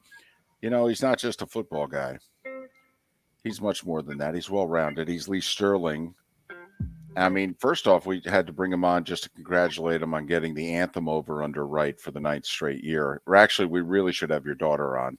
But we'll settle for Lee. Paramount Sports, ParamountSports.com, 800-400-9741. He went 5-0 on hoops yesterday between college and pro, just for the record. How are you? I think we're having trouble with our connection with Lee. Yeah. I got you. All right. So, can hear you now. Good morning, Lee. All good? right. Yeah, we are good. You had a good day yesterday. Let's get right to it. We got a lot to get after. I know how you wanted to kind of run this thing, but give me the team right now you think's the most overrated team. Let's start in the East, where Purdue's the 1 seed. Who's the most overrated team in the East? Probably Kansas State, only because they have so much trouble playing on the road. And that second round game, they play Kentucky. It's like a road game. Kentucky's the only team that's going to travel to Greensboro. So that's a problem for them. I think that this is going to come down to Purdue and Duke. And the way Duke's playing, they can give Purdue all they can handle with their big. So I like Duke there. You're looking for maybe a team that can win a game or two. I like FAU a lot. Memphis had to scramble to get into the tournament, and Louisiana. Give me the Raging Cajuns, team that's gotten better all year long, getting 10.5 points against Tennessee. I have to admit, I love to bet Louisiana twice there. Take the points and then take a flyer on the money line there in the East. Let's go to the South. Bama's the 1 seed. You got an overrated, you got an underrated in that region? So this is the region, I think, the only chalk region. I think we're going to see the top couple teams, 1 versus 2, play each other. And I think there's 10 to 15 teams that can win it this year, which, unlike most years, there's only maybe 4 or 5. So I actually like Alabama to come out. They big advantage playing at home. I think that Virginia is going to have a tough game there. They just can't shoot, play pretty good defense, but they're nothing special, and they're going to be matched up against a Charleston team. Here's a stat. Teams with 30 or more, and FAU is one of them, that are not from power conferences or the name Gonzaga, 10-2 against the spread the last decade. 10-2 and 10-2 against the spread. Pretty impressive. So we're talking about, College of Charleston and FAU in this year's tournament, right? Yeah, we're having trouble with the connection with Lee. I think the other team might be Vermont. There's one more team in there that's a 30-win team. So it doesn't happen often, but when it happens, yep. Let's go to the West where Kansas. So I don't think. Go ahead, Lee.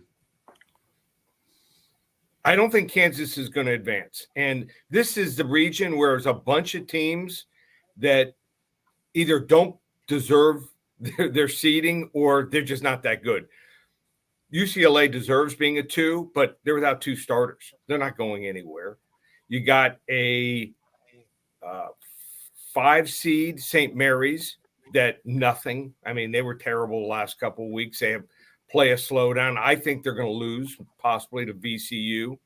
We'll employ that full court press. 6 TCU doesn't impress me.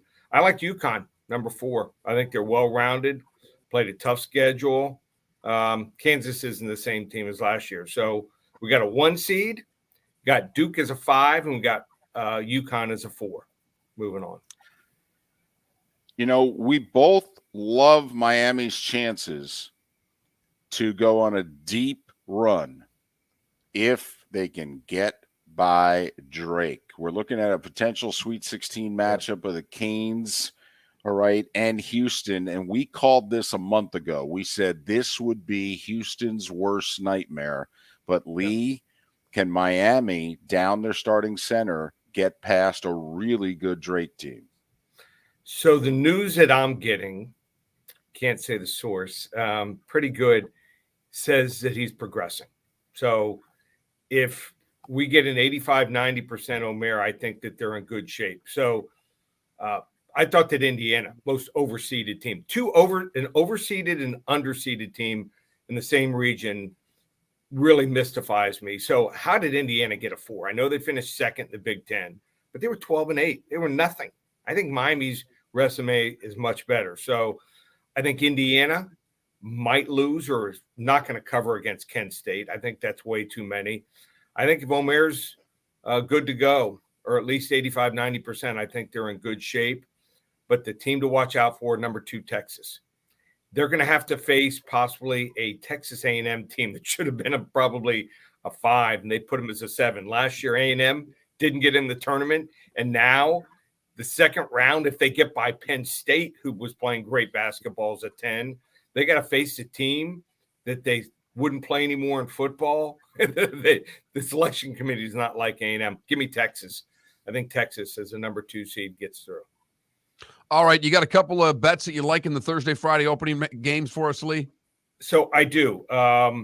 Charleston's the 3rd team, 30 wins, 31-3, playing San Diego State. Senior guard Dalton Moulton. And they have a 6'10" Croatian center transfer.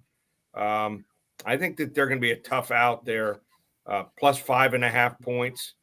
That's a good first-round play. Also, mentioned Louisiana, the Raging Cajuns.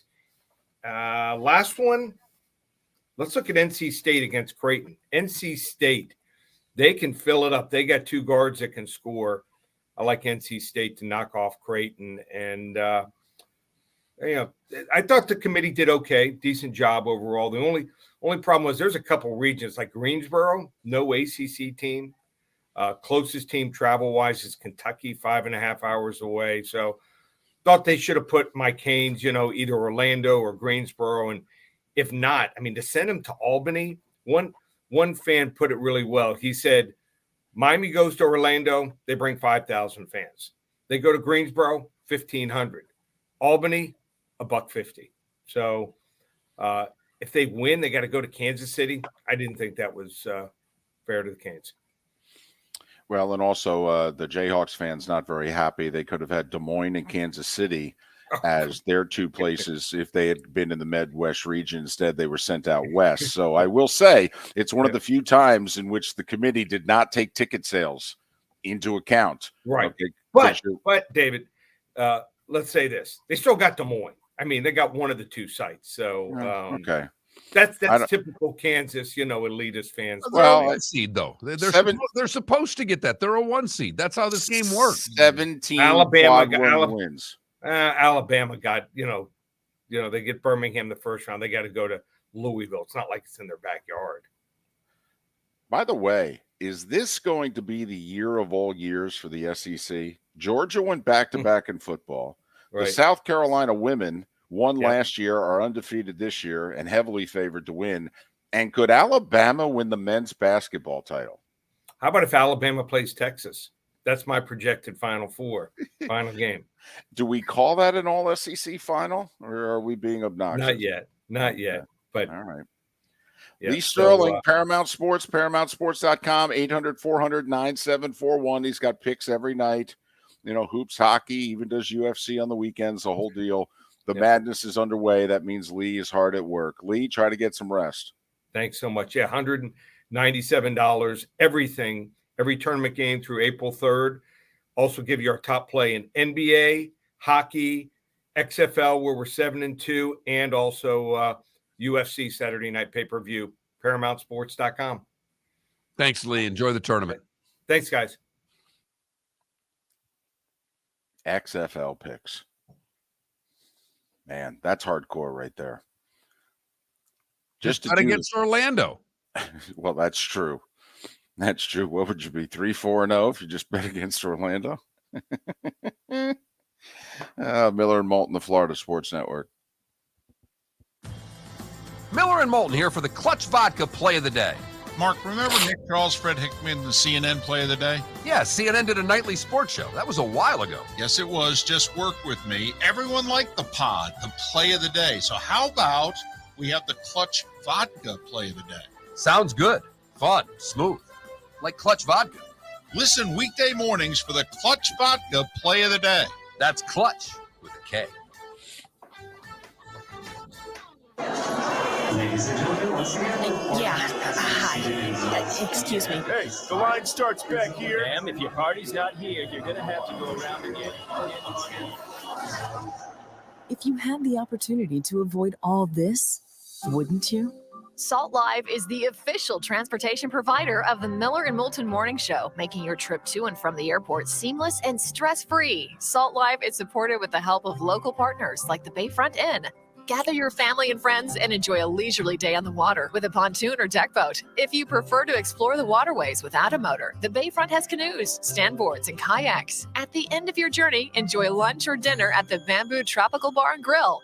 The Bayfront Inn, something for everyone on 5th Avenue in downtown Naples.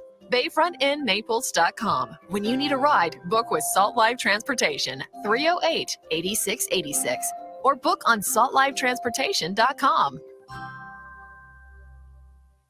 David Moulton for Napa Auto Parts, and Napa Filters. Insist on Napa filters for your vehicles, or if you're a do-it-yourselfer, only buy Napa filters. Napa has a filter for almost anything on earth that moves, whether it's motorcycles, foreign and domestic cars, vans, SUVs, earth-moving equipment. You get the idea. Napa Auto Parts, Napa filters. Insist on them for your vehicles, or if you're a do-it-yourselfer, only buy Napa filters.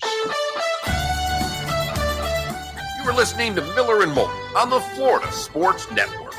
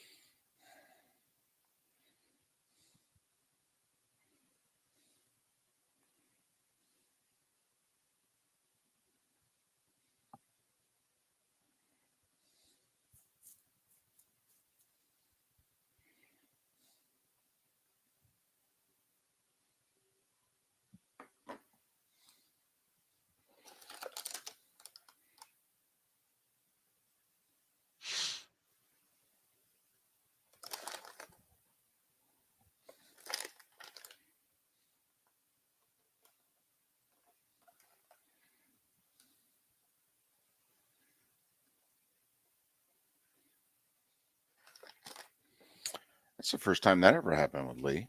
That was weird. That was really weird.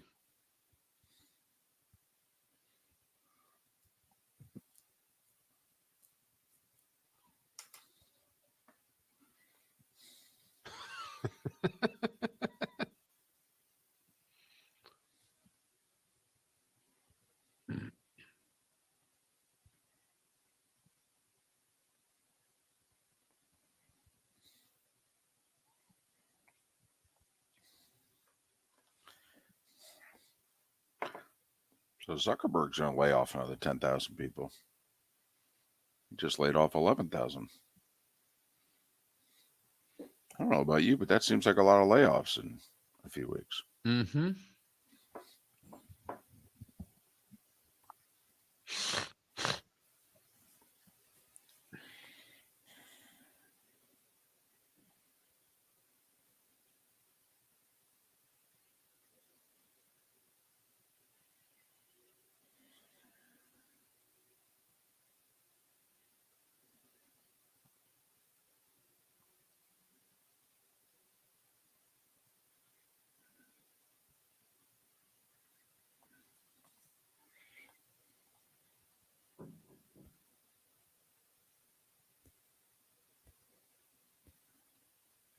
Boy, oh boy, ESPN with the tournament going on has just, during SportsCenter, their screen is just a jumbled mess right now. Oh, really? Oh, my God. They got the bottom ticker. They had a side ticker. And it. So is one of them the men's tournament and then the other the women's? Right now, it's just the women's. And then they'll put it in the men's, and then they keep. It is really busy. Like LIV golf busy? Yes. It very, very similar.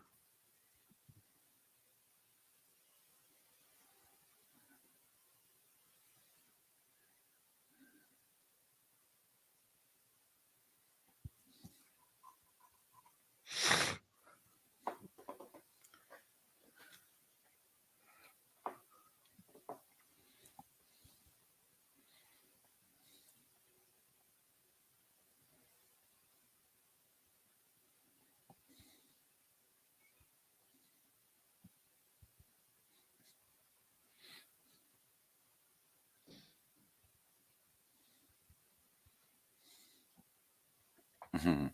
15 seconds.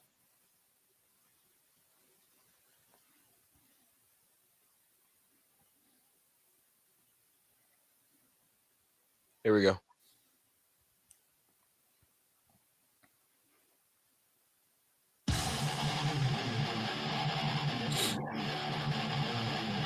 You're listening to Miller and Moulton, exclusively on the Florida Sports Network. 22 minutes before the hour. Miller and Moulton, the Florida Sports Network, floridasportsnetwork.com. Seth Everett to join us on this hump day 1 hour from now for his regularly scheduled weekly appearance. Can I read you a text that I received? Yes. It is from someone you know. It is someone that you know, over the last 20 years paths have crossed in Southwest Florida. He and I are friendly. You just know him. Okay. He is older than the both of us by, he's probably 8 or so years older than me. So he loves our baseball hour. I mean, it fits his demo. It's right in the demo. Right. So he decided he was going to take in the World Baseball Classic in Miami, that he was going to go. And he understands that the U.S. isn't playing there in the preliminary round. They're playing in Phoenix. And then I guess they're going to, once they advance, they're going to play their games in Miami. But he could get tickets to some of the first round games in Miami. So, he's an older guy. Okay. And just for the record, also, he's an older white guy.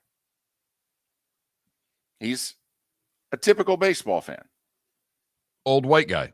Right. This is the text I got unsolicited yesterday afternoon.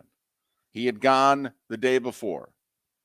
Best baseball experience of my life. Festive atmosphere, great fans next to me, none of whom had ever been to a Marlins game and who live in Palm Beach, but they've already been twice this week. You guys are right. Replace the All-Star game. Having so much fun. He said, I just got traded to a Venezuelan family for apple pie.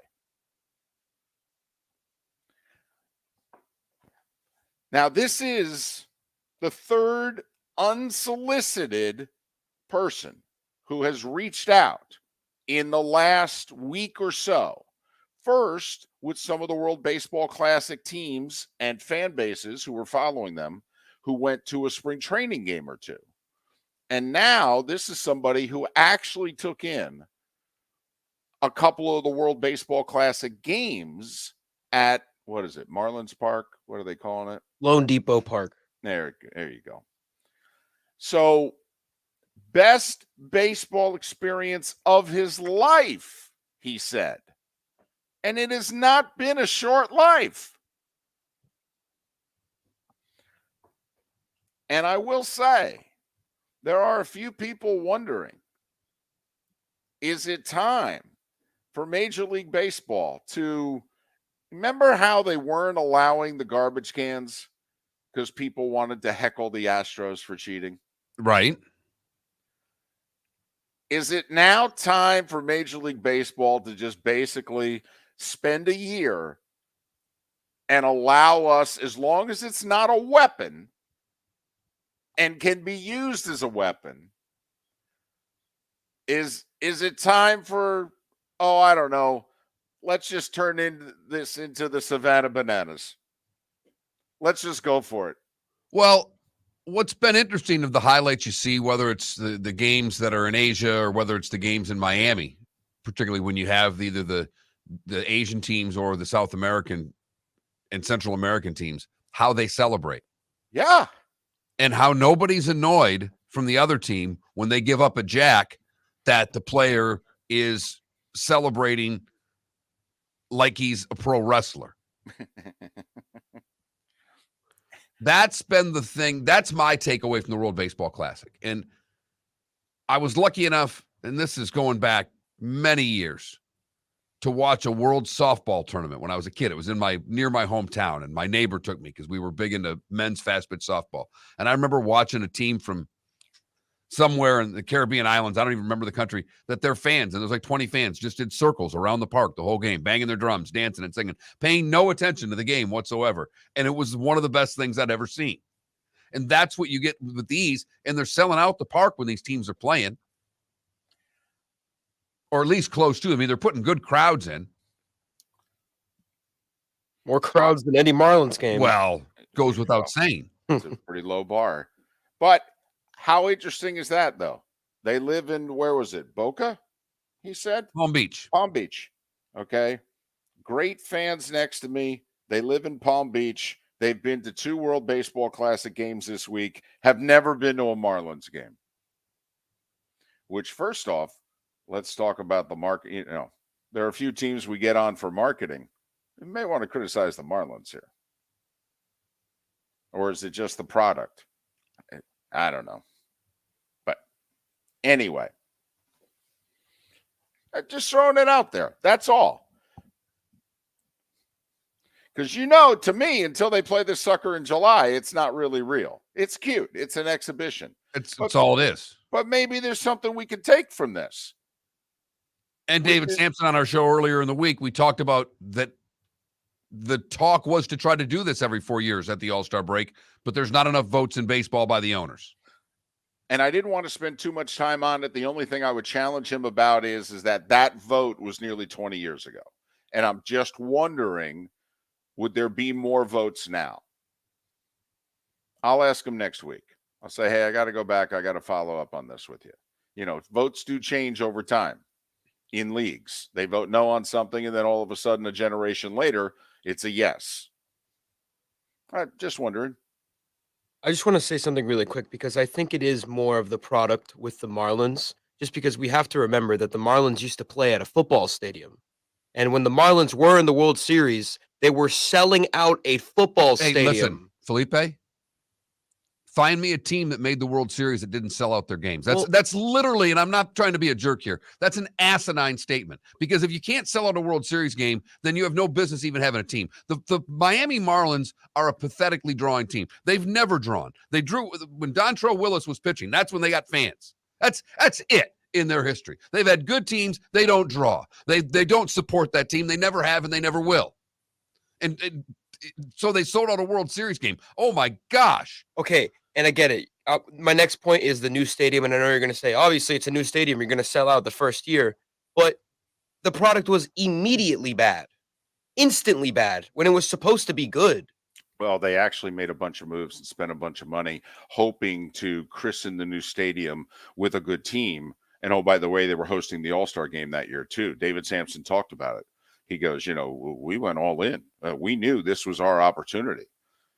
Ozzie Guillen as manager, they went and signed Reyes and Mark Burley. And I mean, they had Stanton and Yelich. And they thought they were going to be good.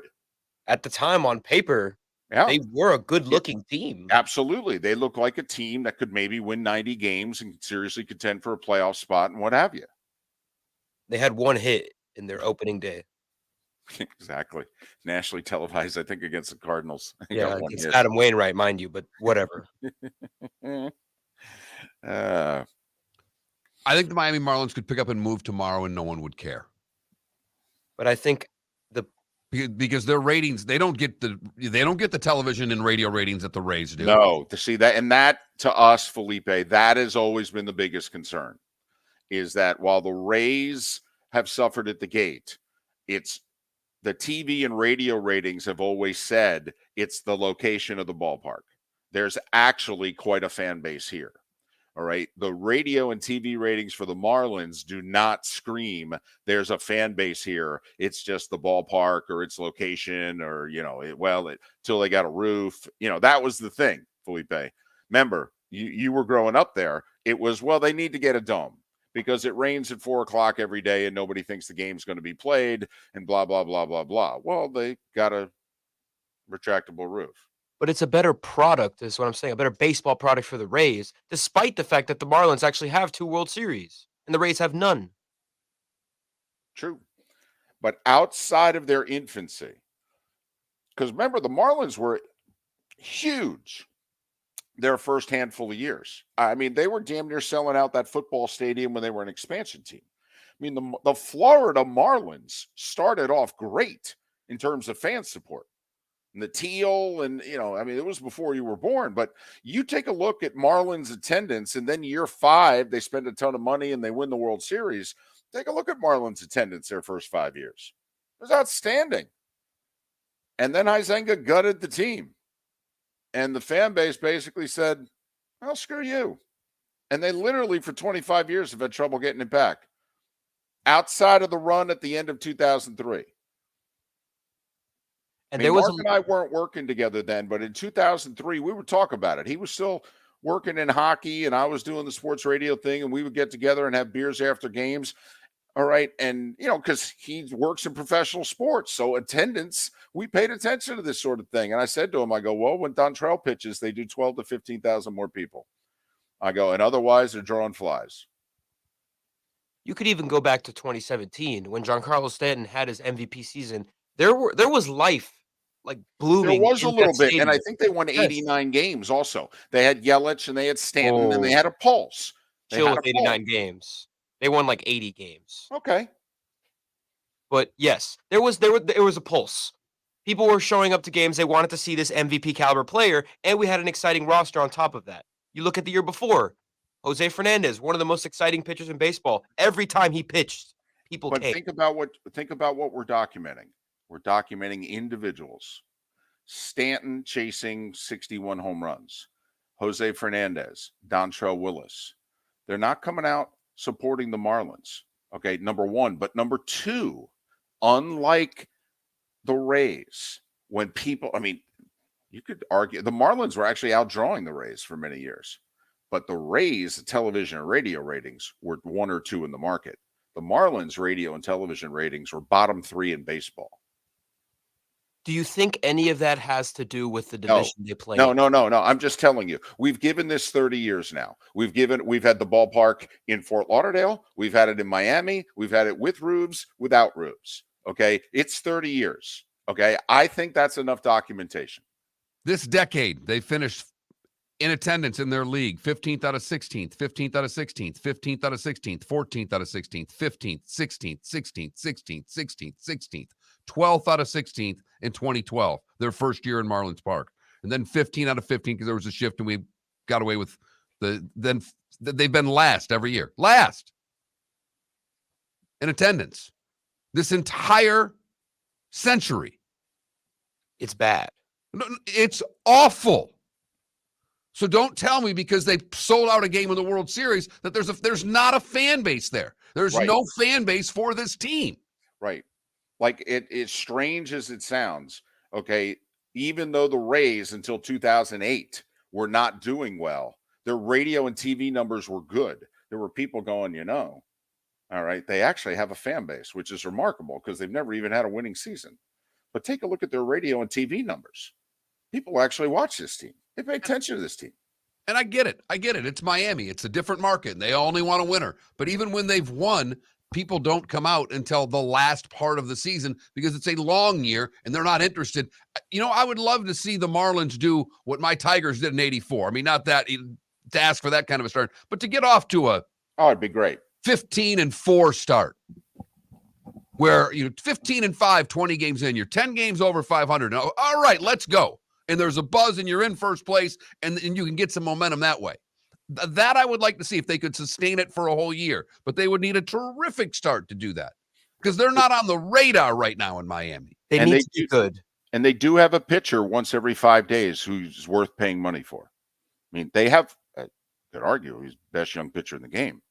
Alcantara there won the Cy Young. But that's the way it works in Miami. It's sad. I know this. Well, but then see, no offense, and that's not a fan base. Right. It's not a fan base. They only come out if they win. It's not a fan base. It never has been. It never will be. That is the town. Well, they were also like in 2012 when they started in Marlins Park. What was happening in Miami in 2012?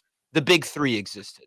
So they were being overshadowed by a dynasty that was going on across and the in great sports towns, that doesn't matter. Yeah, exactly. But in Miami, that's the way it is. They care about the winner, and everyone else is losers. Again, it's not a fan base, and it's not a good sports town. And the fan base and the city should stop getting any benefit of any doubt.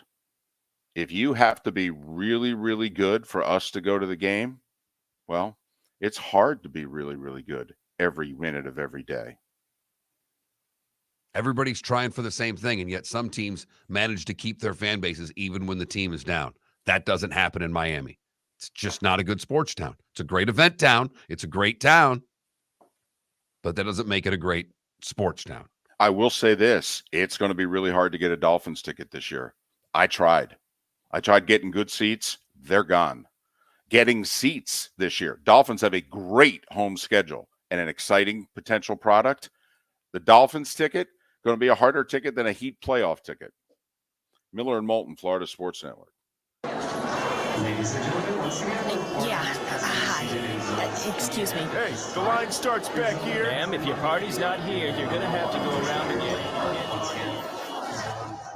If you had the opportunity to avoid all this, wouldn't you? Salt Live is the official transportation provider of the Miller and Moulton Morning Show, making your trip to and from the airport seamless and stress-free. Salt Live is supported with the help of local partners like the Bayfront Inn. Gather your family and friends and enjoy a leisurely day on the water with a pontoon or deck boat. If you prefer to explore the waterways without a motor, the Bayfront has canoes, standboards, and kayaks. At the end of your journey, enjoy lunch or dinner at the Bamboo Tropical Bar and Grill. The Bayfront Inn, something for everyone on 5th Avenue in downtown Naples. BayfrontInNaples.com. When you need a ride, book with Salt Live Transportation, 308-8686, or book on saltlivetransportation.com. Located on the East Trail, locally owned Naples Tiki Bar and Grill is an outdoor eatery next to the Hitching Post Shopping Center. Island-inspired food with a true tiki theme. The best place in Naples to enjoy the beautiful weather in Southwest Florida. The Naples Tiki Bar and Grill offers a great menu for dine-in or takeout. Enjoy our famous pulled pork, huge burgers, and tiki bar cocktails. Don't miss happy hour every day from 3 to 6 and live music 7 days a week. See you soon at the Naples Tiki Bar and Grill, 11498 Tamiami Trail East. Mark Miller for SWFL Golf Carts, or online, flgolfcarts.com. If you're looking for a golf cart, an e-bike, or an e-motorcycle, go visit Alex and the gang at SWFL Golf Carts. flgolfcarts.com online. Check out their whole inventory. If you're looking for a custom cart, they can take care of you. 2-seater, 4-seater, 6-seater, they've got you covered. E-bikes, nobody better for value and service. E-motorcycles, check them out. Again, flgolfcarts.com. flgolfcarts.com. Miller and Moulton here for the Clutch Vodka Play of the Day. Mark, remember Nick Charles, Fred Hickman, the CNN Play of the Day? Yeah, CNN did a nightly sports show. That was a while ago. Yes, it was. Just work with me. Everyone liked the pod, the Play of the Day. So how about we have the Clutch Vodka Play of the Day? Sounds good. Fun. Smooth. Like Clutch Vodka. Listen weekday mornings for the Clutch Vodka Play of the Day. That's Clutch with a K. David Moulton for Napa, Napa Auto Parts, and Napa Filters. Insist on Napa filters for your vehicles, or if you're a do-it-yourselfer, only buy Napa filters. Napa has a filter for almost anything on earth that moves, whether it's motorcycles, foreign and domestic cars, vans, SUVs, earth-moving equipment. You get the idea. Napa Auto Parts, Napa filters. Insist on them for your vehicles, or if you're a do-it-yourselfer, only buy Napa filters. You are listening to Miller and Moulton on the Florida Sports Network.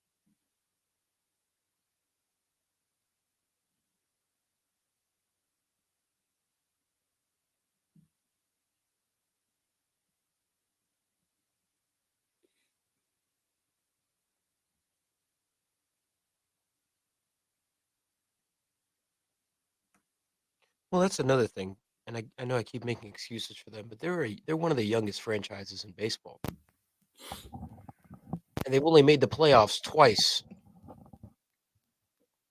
in their 30-year history. I don't know what you just said because I just put the headphones on. Yeah. But here's when they won the World Series in 2003, and for the most part, Loria kept that team together in 2004 and 2005. He did.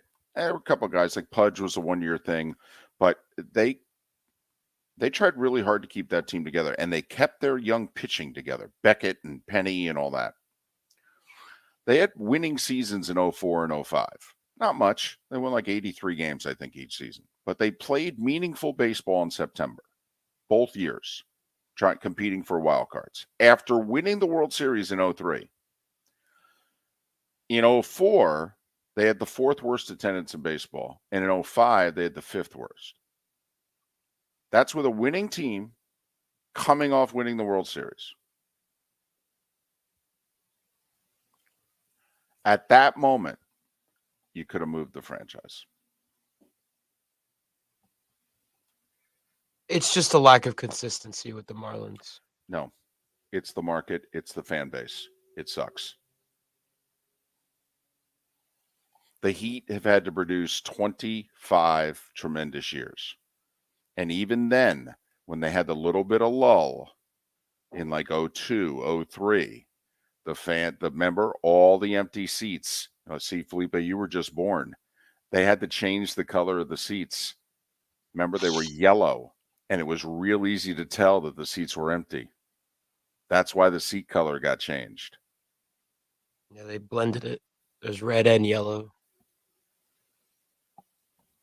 And then Dwayne Wade happened with Lamar Odom and Caron Butler. And they had a really good, young, exciting 04 team. The Marlins were the third worst attendance team in the year that they won the World Series also. Right. Think about that. But should I pull out the card of in kind of similar to Rays fans? The stadium is super far away. Well, but at that point in time, the stadium was in Fort Lauderdale. Do you know how far downtown Detroit is away from where most people live in the Metro Detroit area? You know how hard it is to get to that stadium? How long have they been a team? For 100 years. Right. Well, 30 years. Okay. Then why did the Dolphins, up until the Dolphins didn't sell out? Perfect season. We're coming back. Perfect season.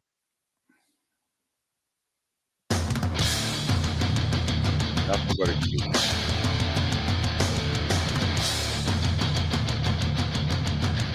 You are listening to Miller and Moulton, exclusively on the Florida Sports Network.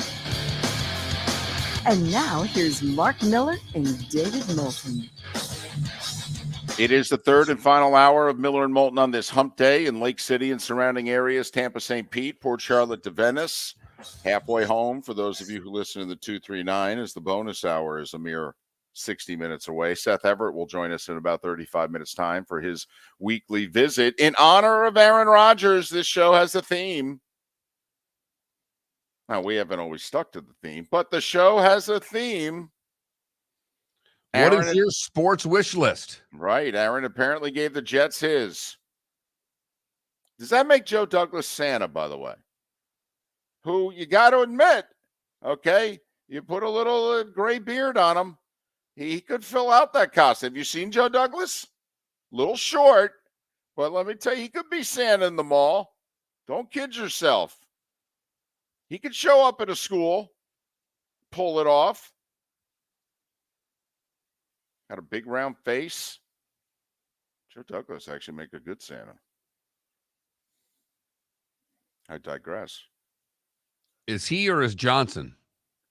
You know, who is Santa, the GM or the owner? Nah, Woody Johnson doesn't look like he could be. No, I know, but I mean, in this case, he's the one that will more than likely have to grant everything to Aaron that he wants. Well, but the GM will do the work. The GM's more like the elf in this case. I mean, Woody Johnson's running that franchise. That's all I'm saying. So you're saying Woody is Santa? Okay, how about this? Is Woody Mrs. Claus? I mean, we all know who's running the show. Okay, but the one that, is getting the day-to-day, the list and what have you, I mean, that's Santa. But, at the end of the day, I mean, Santa does have to get approval for some things. It's a dadgum good point, David. I mean, Woody may just be Mrs. Claus. Joe Douglas, who, I'm partial because of how he's built. I think he's Santa. But Aaron's got his wish list. By the way, it's not mandatory. I mean, he's 3 wide receivers and a tight end. I mean, you can't get everybody. Weren't you surprised by the Odell Beckham mention? Yes, because I'm trying to figure out where their tie is with one another. I don't know. There's a picture of them arm in arm at some awards show together, though. All right. So just posing for pictures. I mean, listen, we've all posed for pictures, though.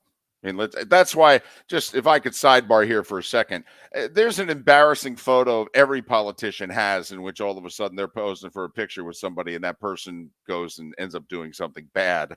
And it's like, well, so-and-so, and look at who their friends are. I mean, if you're famous, you get asked to take a lot of pictures and what have you. You just stop and smile, thank you. And, next thing you know, that person's, arrested for domestic violence. And that makes you a bad person because you posed for the picture. I mean, so I don't put a whole lot of stock in pictures. And I've heard a lot of people that are really bothered. People in our line of work that are bothered.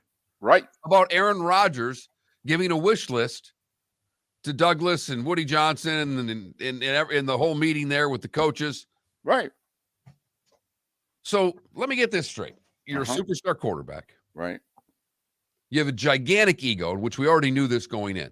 And the owner, the general manager, the head coach, and the offensive coordinator fly to you Right. to try to seduce you to play for their team. Right. Not you come to them. They're coming to you. And it's all the way at the other end of the country, for the record. So then you give them a wish list and say, here are the guys I'd like to play with. And Aaron Rodgers is out of line? Like, there are a lot of things that I don't like about Aaron Rodgers. And there are a lot of things that I think we could take shots at Aaron Rodgers for. We could do a show on it. Mm-hmm. But Aaron Rodgers presenting a wish list to his prospective new team when they came out to entice him to come play for them seems right on the level. I'd like to ask this. In fact, David, it seems like it would be part of what, hey, Aaron, if you do come, are there any other players? I know in Green Bay there were times that you weren't real happy with some input. We're going to give you input right now. Do you have any players you'd like if we can pull this trade off? It seems like this was part of a conversation. Well, and not only that, who's their offensive coordinator? Nathaniel Hackett, who was the offensive coordinator, wait for it, in Green Bay the 2 years that Rodgers won back-to-back MVPs, in which Rodgers is looking at Nathaniel going, hey, you know the offense we're going to run. Don't you think it'd be better if we had, Lazard or Cobb or what have you in it? I'm just going to ask this question, and you know what a huge TB12 guy I am. But didn't Tom have a constant wish list? I mean, seriously. How many guys didn't Tom ask for? Remember, Antonio Brown? Could that be any more of a diva request? Seriously, in the last 3 years in the league, was there a bigger diva request by anybody than what Brady asked of the Bucs? And I love Brady. I have no problem taking the cap hit if I'm Tampa Bay that I'm taking this year because he's retired. None. 3 straight playoff appearances, 3 years of sellouts, and a Super Bowl. I'm good. I'll defend it to my dying day. But did anybody ask more of a franchise than what Tom asked? How many wide receivers did they bring in and out? How many running backs did they bring in and out? Gronk twice.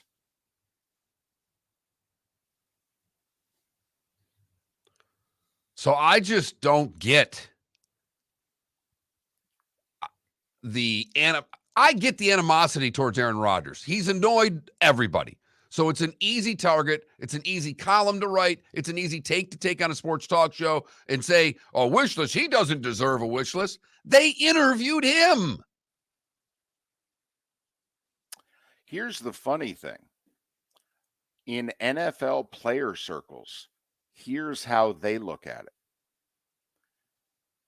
Aaron's taking care of his friends. These are short careers, man. For a lot of these guys, last chance to get paid any kind of money. For Lazard, this is his biggest contract he's ever signed. 4 for 44.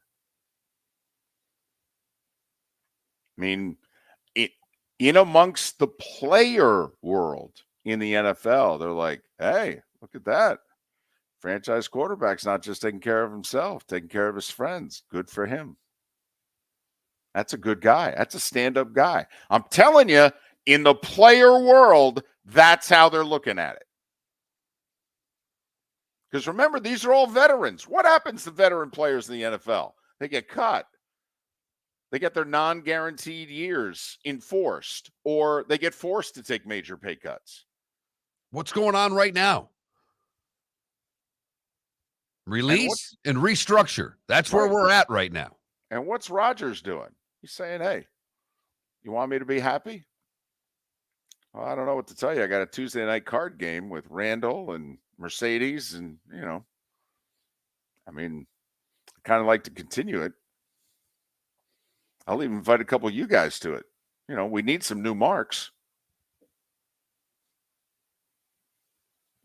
But what is your sports wish list? 21,000 is the text line, 21000. I do like the one that said Tiger winning another major. That's a wish. It's a dream. That's a fantasy. Probably. Hell, it might be a fantasy for him to contend in another major.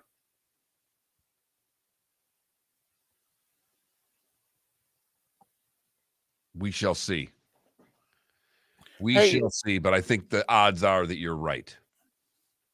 By the way, we only mentioned this. We mentioned it yesterday a couple times, but so the golf world, the RNA and the USGA, and come 2026, they're going to, in their championships, all of them, including the US Open and the Open Championship, they're going to have a golf ball that travels 14 to 15 yards less than the current golf ball does based on the average distance. For the record, last year on the PGA Tour, the average was 297 off the tee. 25 years earlier in 1997, the average tee shot was 267. So they're gaining a little more than a yard a year. They've gained 30 yards in 25 years. The reason 97 is relevant, John Daly in 1997, that was the first time that someone's year-long average drive averaged 300 yards. So that's why that year is used often versus now that the average drive is nearly what Daly, the biggest hitter in the game, averaged off the tee in 97. Now, that's what Jordan Spieth is basically hitting it off the tee. And so this is just an option. You know, the USGA and the RNA, they cannot force the PGA Tour to do anything they don't want to do. They are recommending it. You know, same with the Masters and the PGA Championship. They would love for them to adopt this as well, but they can't make them. Mark, first off, do you think the PGA Tour and or the Masters and the PGA are going to say, oh, yeah, we're in? I think there's a chance that the Masters would. Because there's so much land left. There's not much else they can do to make that course any longer. And I think having to dial that course back a touch would be something they might consider. The PGA Tour is in bed with the equipment companies. The equipment companies are all against this. Correct. But it is interesting for two of the four majors, the golf ball manufacturers are going to have to come up with a different golf ball. And this also affects all the major amateur titles. US, US junior, men, women, the whole deal. Same thing across the pond. Because they're under the USGA and the RNA umbrella. But they came out yesterday and said this will make your tee shots 14 to 15 yards shorter come 2026 than they are right now. Do you think the PGA Tour will go along with this? No. I don't either. I agree with you, the though. equipment companies. I agree with you, though. I could see Augusta doing it. There's actually a part of me that thinks they would love it because some of those greens were built to have certain irons hit into it. I actually think Augusta will love this. I think the PGA Tour will do it on their last breath. But it would definitely change the opens on both sides of the pond. Miller and Moulton, Seth Everett coming up in 25 minutes right here on the Florida Sports Network. Located on the East Trail, locally owned Naples Tiki Bar and Grill is an outdoor eatery next to the Hitching Post Shopping Center. Island-inspired food with a true tiki theme. The best place in Naples to enjoy the beautiful weather in Southwest Florida. The Naples Tiki Bar and Grill offers a great menu for dine-in or takeout. Enjoy our famous pulled pork, huge burgers, and tiki bar cocktails. Don't miss happy hour every day from 3 to 6 and live music 7 days a week. See you soon at the Naples Tiki Bar and Grill, 11498 Tamiami Trail East. Miller and Moulton here for the Clutch Vodka Play of the Day. Mark, remember Nick Charles, Fred Hickman, the CNN Play of the Day? Yeah, CNN did a nightly sports show. That was a while ago. Yes, it was. Just work with me. Everyone liked the pod, the Play of the Day. So how about we have the Clutch Vodka Play of the Day? Sounds good. Fun. Smooth. like Clutch Vodka. Listen weekday mornings for the Clutch Vodka Play of the Day. That's Clutch with a K.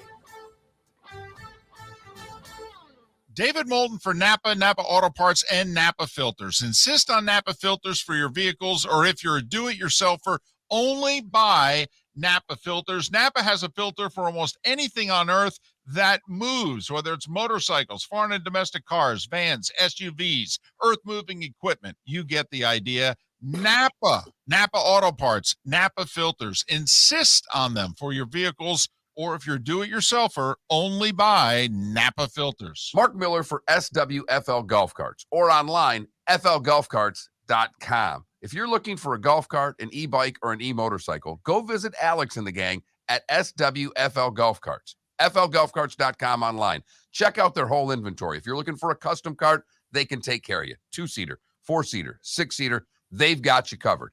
E-bikes, nobody better for value and service. E-motorcycles, check them out. Again, flgolfcarts.com. flgolfcarts.com. You were listening to Miller and Moulton on the Florida Sports Network.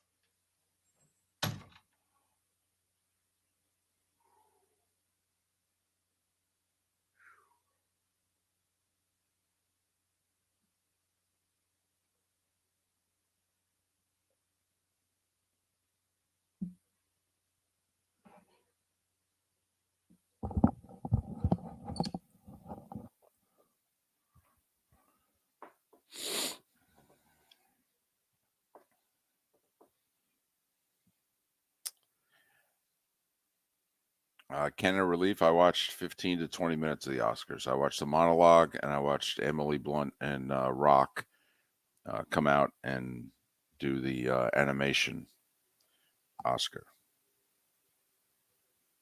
That was it. It did not interest me that they were going to have every award on camera. I have no problem. It's a TV show, ultimately.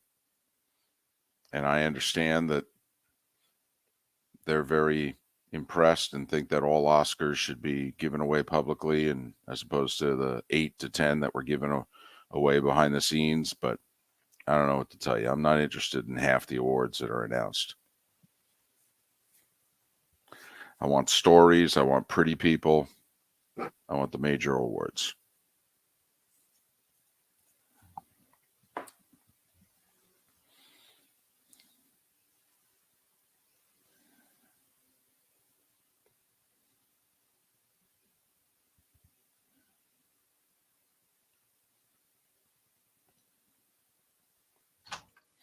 Well, KW, it's the RNA and the USGA.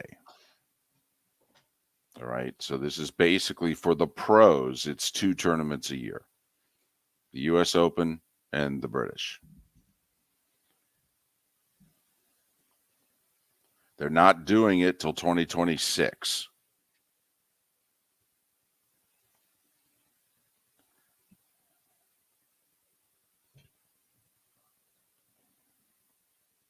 And to me, KW, it'll be like when they used to play in altitude. Remember, they played the International every year for 20 years, in which guys just had to do the math. Altitude was deemed as 15%, and so they would do the math accordingly. What they normally hit 170, they would then go, well, I could hit this club 190, 195. And now they're so dialed in with the TrackMans and stuff on the range, it won't matter. We both like it was technically a trade. The part that I like about it is that it's only this year guaranteed money. And if he stays healthy and produces like he did when he's been healthy, it's affordable. It's like $12 million a year. But if he gets hurt again, the Giants can move on. Doesn't cost him a dime. And the pick was the extra pick they got in the Tony trade. So I think they still have a 3rd round pick.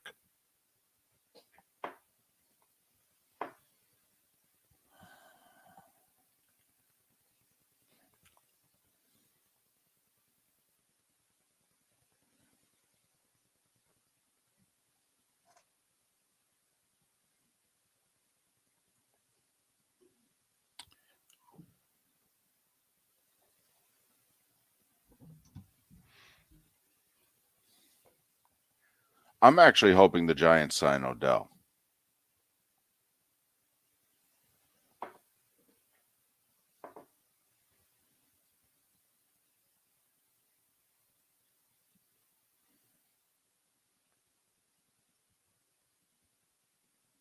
I was surprised the Giants didn't sign him late last year. 30. Sign him to a 2-year contract. One finished out last year when he was hurt, give him a little bit of money, and then have him under contract for this year. I'm actually surprised they didn't do it. 10 seconds. No. Less.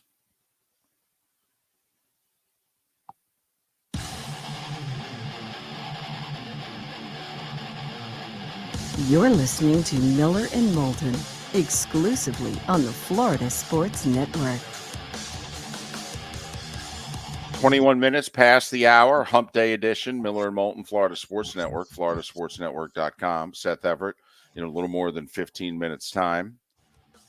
Today's a big day for the text line and the Twitch chat room because we've got a theme.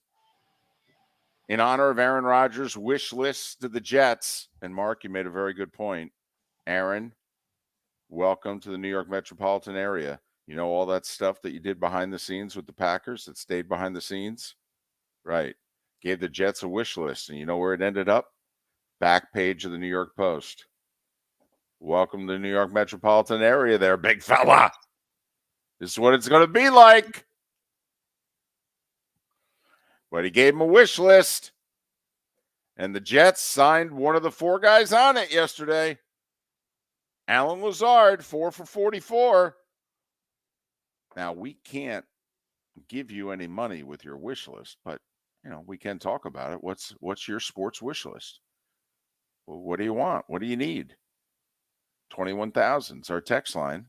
If you've never texted us before and you want to do this the first time, well, then send FSN radio as the keyword with the 21,000. And you get through the security gate, and bada bing, bada boom, you're in. Steven's an Auburn fan in the Cape, and he just wants to get Saban out of Tuscaloosa. That's his wish list. Very small. Flyers fan just wishing for a decent Flyers team. That's how bad it's gotten with the Philadelphia Flyers, David. This is unbelievable. This saddens the two of us, and I'm a New York sports fan, and it saddens me beyond belief what Comcast has done to what was one of the 5 best teams in that league for 45 years, on and off the ice. A tremendous organization, an awesome fan base. If you had ever gone to a Flyers game, it was intense. It was awesome. And now, a couple weeks ago, they played the Rangers, and it was 70% Ranger fans at the game. It was MSG South. It was embarrassing. I felt badly for a Philadelphia sports franchise because my team went in there and beat them. As you like to say, Mark, dark days. It really is. Wow. But so what's yours, by the way? Give me your top 3. I'm struggling with this because, as I said before, all of my teams have reached really high levels. Even the Michigan State's football team winning the Big Ten. I know they got their butts kicked by Alabama. They got to the playoff.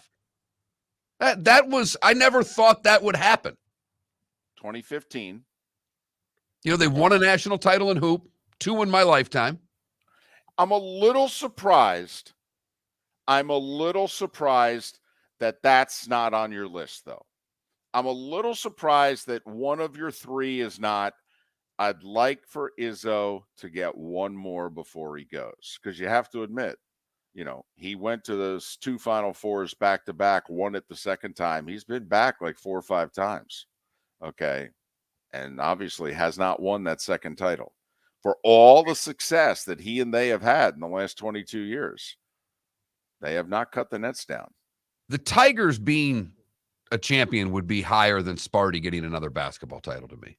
My first true love was Detroit Tiger baseball. My Okay. oldest and longest sports memories are with my family going to Tigers games as a young kid. So that would probably be number one. That's Sparty fair. basketball would be there, and the Red Wings coming back would be my top three. I mean, I'd like to see the Red Wings be relevant again, and I think it's happening.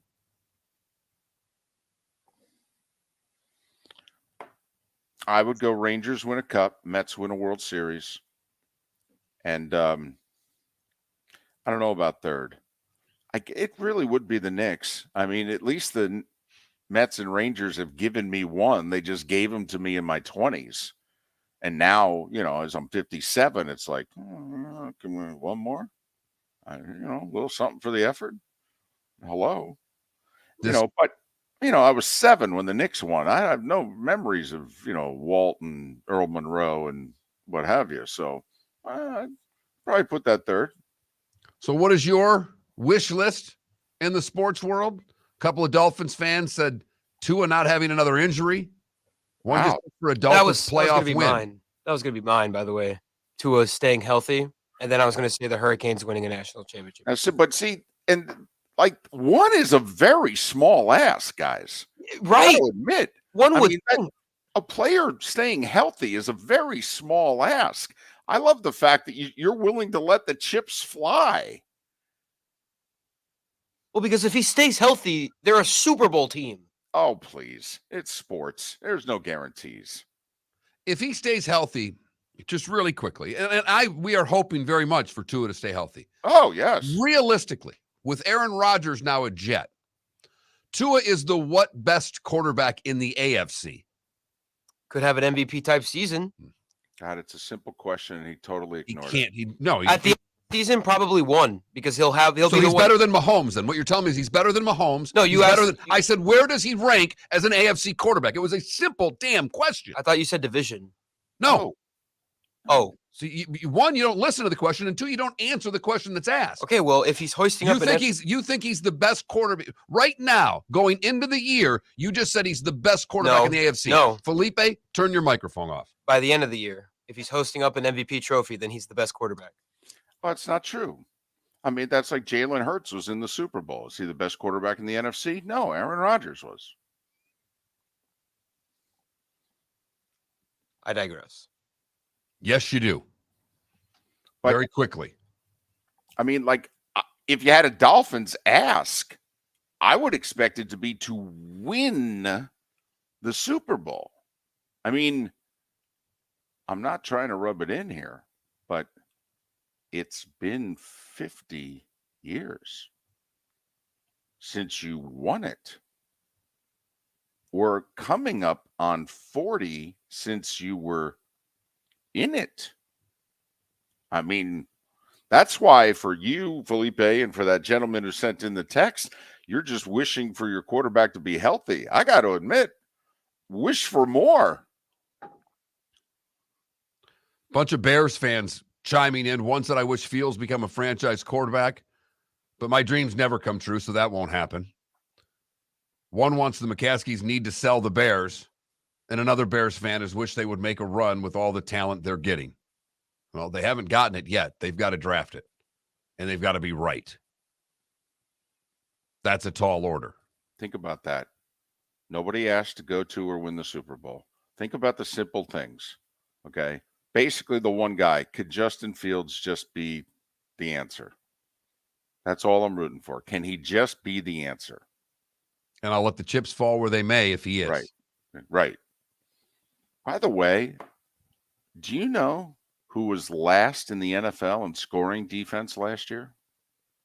The Chicago Bears, for only the second time in franchise history. And the other time was during World War II.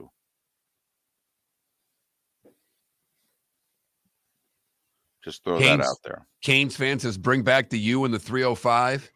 And then right after that, person has his wish list of 3. Glory days of Gators in football. The glory days of Gators in football. And the glory days of Gators in football. Well, it's so funny, though. Now I'm wondering, have you changed your tune on Urban? Just once again, Miller and Moulton with the 12-year-old question. You guys can't hate him enough. Don't understand it at all. At all. This is big time college football. What is the only damn thing that matters? And you don't like this guy. Seriously?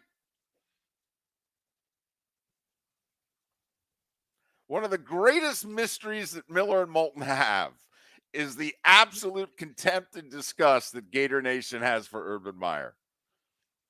We keep asking one another constantly, were they as good as we thought? They played 4 and won national titles, right? It's a major sport, correct? This is Division 1A football. Yep. Okay.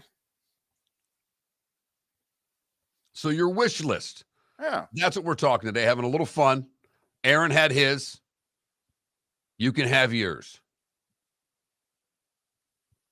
This person says, I'm delusional to even wish for it, but if Kentucky won a college football championship, I would die happy. It just means more. Miller and Moulton. Seth Everett's next, right here on the Florida Sports Network. Miller and Moulton here for the Clutch Vodka Play of the Day. Mark, remember Nick Charles, Fred Hickman, the CNN Play of the Day? Yeah, CNN did a nightly sports show. That was a while ago. Yes, it was. Just work with me. Everyone liked the pod, the Play of the Day. So how about we have the Clutch Vodka Play of the Day? Sounds good. Fun. Smooth. Like Clutch Vodka. Listen weekday mornings for the Clutch Vodka Play of the Day. That's Clutch with a K. David Moulton for Napa, Napa Auto Parts, and Napa Filters. Insist on Napa filters for your vehicles, or if you're a do-it-yourselfer, only buy Napa filters. Napa has a filter for almost anything on earth that moves, whether it's motorcycles, foreign and domestic cars, vans, SUVs, earth-moving equipment. You get the idea. Napa Auto Parts, Napa filters. Insist on them for your vehicles, or if you're a do-it-yourselfer, only buy Napa filters. Yeah. Hi. Excuse me. Hey, the line starts back here. Ma'am, if your party's not here, you're going to have to go around again. If you had the opportunity to avoid all this, wouldn't you? Salt Live is the official transportation provider of the Miller and Moulton Morning Show, making your trip to and from the airport seamless and stress-free. Salt Live is supported with the help of local partners like the Bayfront Inn. Gather your family and friends and enjoy a leisurely day on the water with a pontoon or deck boat. If you prefer to explore the waterways without a motor, the Bayfront has canoes, standboards, and kayaks. At the end of your journey, enjoy lunch or dinner at the Bamboo Tropical Bar and Grill. The Bayfront Inn, something for everyone on 5th Avenue in downtown Naples. BayfrontInNaples.com. When you need a ride, book with Salt Live Transportation, 308-8686, or book on saltlivetransportation.com.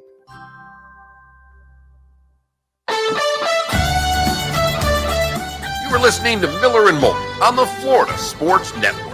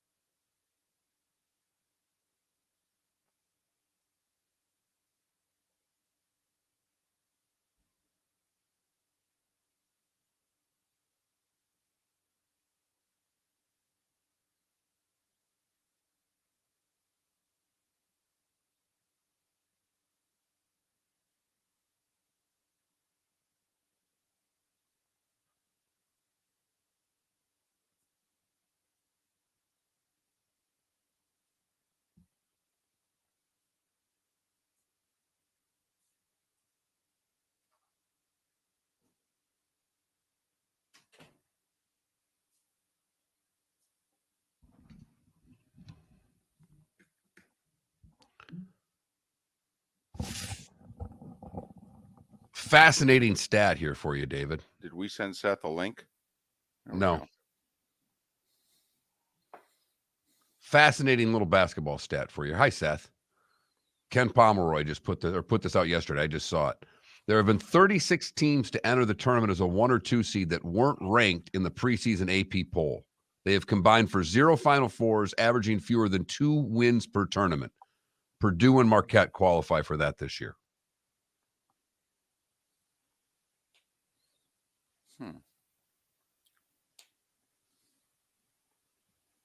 Hi. Hi, Seth. How is everybody? We're good. The Lightning whooped up on your Devils last night. Big win. I was there. You were there? Yep. Big win for the Lightning. Yeah. They've been playing lousy. Yes, they have. But Vasilevsky's pretty darn good. Yes, he is. Just in. And the refs disallowed a goal for no reason. For no reason? Called it goalie interference, but Tatar was pushed and nothing they could do about it. It would have been 2-0 Devils. Total momentum switch. What are you going to do? Well, and then you gave up the shorty to tie it.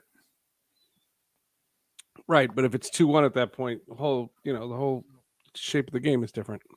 I understand. Yep. Hey, shorty. Yeah, I'm going to be in Florida this weekend.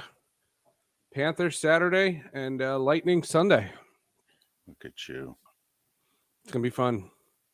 It's going to be one of those trips that I hope my kid will tell her kids about. She'll go, wow, no one comes to these Panther games. I talked to Steve Goldstein yesterday, though. He's, I'm going to go see him for a little bit. I never see him when he comes to New Jersey, but I'll go see him in Florida.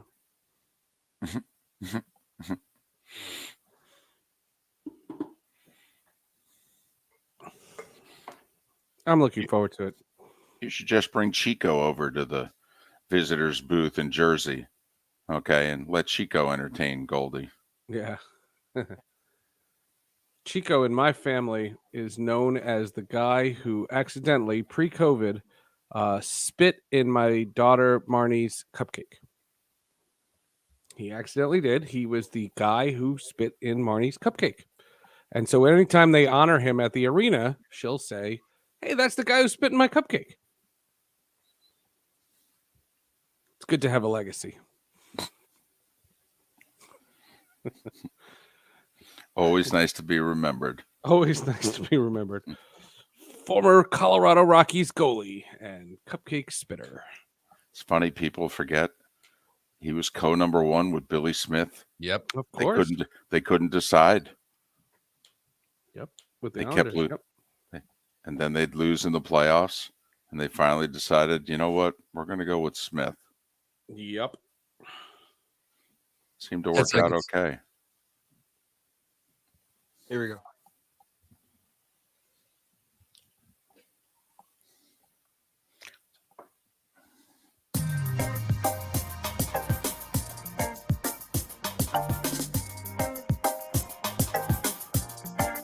Welcome back to Miller and Moulton, only on the Florida Sports Network.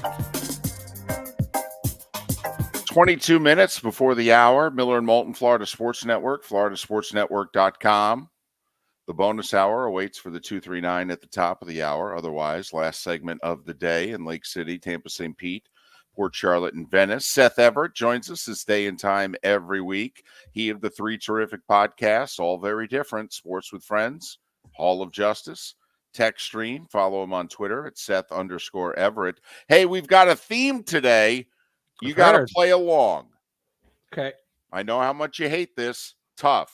So, what's your favorite color? Purple. In honor of Aaron Rodgers and his wish list, which is on the back page of the New York Post. I'll shut off all the lights. What's your sports wish list? At this point in my career, life. Forget I'd career. love to see the Life. Devils. I'd love to see the Devils win the Stanley Cup. Yeah. I'd love to see the Devils win the Stanley Cup, but with my kids. I want to, let them win while they're still living with me. That would be a fun thing. If they, don't win for another 10 years and my kids are off living somewhere else and, I'm FaceTiming them. I don't know how fun that would be. Yeah, that would be super special. I've been an Arsenal fan for 2 years, and we're in first place, so I can't say I'm a long-suffering fan. All these people on social media that I follow now that are so excited because it's the first time since '04, and I'm like, it's first time for me ever. That's been kind of fun. Can I stop you? Yeah. So that means that much to you? Not really. It's just I can't say anything about Syracuse. College basketball is so menial right now. With the stupid transfer portal and and getting in there, and if you go on a magic run, it's not the same as it used to be. College football, it's inconceivable. I'm not going to sit here and be phony to you guys and say, "Oh, if Syracuse won a national championship," that's never going to happen. What am I going to sit here and look you in the eye and say Syracuse lacrosse I care about? I watch their games. I know they beat Hofstra last night, 16-8. It's just. There's literally nothing in sport. I've covered 12 World Series. I've been to 2 Super Bowls. I've covered 2 Stanley Cup finals. I've been to 2 NBA finals. I want to see Wimbledon. That's it. That's all I care about. All right, that's fair. Nothing wrong with little strawberries. I'd like to see the Devils win the Stanley Cup with my kids. I was at the 03. I did a lap around the ice. I was at the 03 Game 7. 95 I was in college. 2000 I was in Seattle. I know where I was when my teams won. That's fair enough. Seth, I was going to ask you, someone in our Twitch chat room asked the question. I was going to ask you, the Syracuse radio host that was fired for being too negative on Syracuse. Do you what's your thoughts on that? Yeah, I worked there. Brent's a good guy. He's a stand-up guy. He's one of those guys. Lou Piniella taught me a long time ago. You in the media have the right to say anything you want. You have to have the gumption to show up and show your face. And Brent Axe did that. He was at every press conference. He went to as many games as he could. He was a stand-up guy, and he had a column for Syracuse.com and the Post-Standard, the newspaper up there. I've been on with Brent for over a decade. I worked at that station. I worked for that owner. It's a commercial, and that's all he wants to be. I couldn't believe they aired their dirty laundry in the media like that. I thought that was embarrassing, and it was very small. And I've said to you guys, I think you guys play above your weight. I've always said you guys are major. You carry yourselves like major market hosts. You guys are the epitome, and I've said that when you guys came on Sports with Friends. That company showed themselves to be nothing but small, and I never look at that city as being small. It was very petty. Oh, but and for those that don't know, longtime sports radio afternoon guy, so he was the number one guy in the market. Yep. And he also had a column, Syracuse.com, and basically Jim Boeheim's parting gift was to get him fired. Yeah. Boeheim has a relationship with the owner of the He's an investor in the company. Right. And I think 21%, I think, ownership, and he's got a 2-year deal. And he had called this guy out by name late in his tenure at Boeheim. Had said, the only guy that gives me grief is one loudmouth afternoon sports talk show host. So Boeheim was clearly aware of him, okay, and he clearly wanted him gone, and Boeheim got him fired. Yep, plain and simple. I am surprised also that apparently he was never pulled aside and said, listen, you're being a little negative. I mean, I let you say just about anything you want, but you got to pump the brakes a little bit. I mean, to go from never being told that to fired, to me, is too big of a leap. I did a show there. I did a 1-hour show with Etan Thomas on that station. And when COVID hit, when Rudy Gobert tested positive for COVID, the next day they canceled our show. Next day. And no sponsors had pulled out. Games, were canceled. And they had said, management had just said, this is going to go horribly wrong. We can't have fringe shows. We were freelance. I mean, it wasn't like my job or anything like that. But it was a lot of fun, and it was a fun show to do for, in the town where my alma mater was. And Etan and I were pretty annoyed. and we said so, but we never aired our stuff publicly. We didn't tweet about it. We didn't go on. This was 4 years, 4 years ago. I couldn't believe the way that aired on national media. It went viral. Of course, national media. Half the national media went to Syracuse. Of course, it was going to be a national. I talked to Brent. Brent's going to come on Sports with Friends in April. See, and, we're going to talk about it then. He's been on the show before. He'll come back. All right, Bally's went bankrupt finally. That announcement yesterday that they finally filed for bankruptcy. Seth, what in the short term? What is this going to mean for baseball? Well, each individual contract is being negotiated separately. Some are being absolved, like, for example, the Arizona Diamondbacks. The Diamondbacks games, I think Bally's Phoenix or whatever it's called is going to just cease to exist. And I think what's going to happen is there'll be some kind of streaming service created where the Diamondbacks games will be aired. Other networks are going to continue. And they're going to continue at some kind of a discounted rate. Baseball has said both publicly and privately that they want to create this massive streaming network, kind of like what the MLS has with Apple.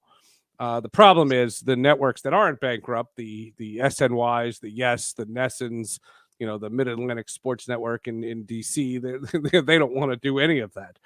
They like the old model the way it is. So there's kind of a haves and a have-nots sort of thing. Let's not gloss over that, Seth. I mean, this is a real problem. And I mean, and if I owned Yes and SNY and Nesson and what have you, it's like, hey, hold on a second. Yeah. My property is worth a few $1 billion. I'm getting X amount of guaranteed money, and you're basically wanting me to do what? Eventually shutter it? Eventually give my business model away so that my multi-billion-dollar investment's now worth $4? I mean, it's kind of a big issue. Well, I think the initial problem, and you and I, the three of us have talked about this a couple of weeks ago. I think the initial problem is for the teams that aren't getting their payments. No one's talking about this. Everybody's talking about how are my games going to be airing? Like that's what the main crux of the Athletics coverage, Forbes's coverage, the Sportico's coverage has all been, how are the games going to air? My issue is if you're the Marlins and your gross revenues with tickets and merchandise and cable is $100 million, take 60 of that away. How do they operate? Now, we had David Sampson on Tuesday, and we asked him directly about this. And in his educated opinion about this, that Manfred is going to dip into the commissioner's fund. And for this year... Just like he did over COVID? Well, hold on. Okay, this is different. Okay, this is different. This is different. Okay, because remember, they didn't have to pay out any money to the players during COVID. Now, while the season's going on, they're going to have to pay full 162 game salaries. Okay. All right. And because it is so much money, and what you're talking about, basically the economic, if not survival, but, sanctity of the teams is at risk here, that for 2023, Sampson believes they will dip into A, the commissioner's fund, and B, use the commissioner's fund to get loans to make these teams as close to whole for this year as possible. Because we said, well, David, there are estimates that this is $500 to $1 billion. How much money's in the commissioner's fund? And he said, well, it's a decent amount of money, but I think that they're going to, use the commissioner's fund to A, bring some cash up front, but then also B, grab some loans, back them up, get them through 2023. David Sampson believes the real issues are going to be 2024 and 2025. My advice to any of the teams that are televised by networks that are not involved in this, like the Baltimore stinking Orioles, you take your discretionary funds and you bump your payroll up by triple and go call those other teams and take all their players. And if you're going to have a league of haves and have-nots, make sure the teams that are all going to be losing their money by 24 and 25, make sure you separate those leagues into one league with regional cable and one league without. There's a realignment challenge for you. No joke. To me, that's the bigger thing, and it's going to affect hockey and basketball just as much as baseball. It's just not going to happen now. And like I said, I don't blame the media for saying, how are my games going to air? They're going to get on somehow. My concern is, how are these teams going to operate? You know, Clay Travis in Outkick brought up, I thought, an interesting point overnight in which he said, you know, the talk is that the NBA is going to have this great next TV deal. How is it going to be great? Look at what is going on in the industry right now. The NBA's contract, which is up in like a year and a half, 2 years, he goes, this could literally be the worst time to have a network TV deal come up when the entire foundation of your broadcasting is falling apart. Somebody I talked to in the industry who I'm trying to do a podcast on this, but the problem is the situation is so fluid that as soon as I record something, it's going to be outdated.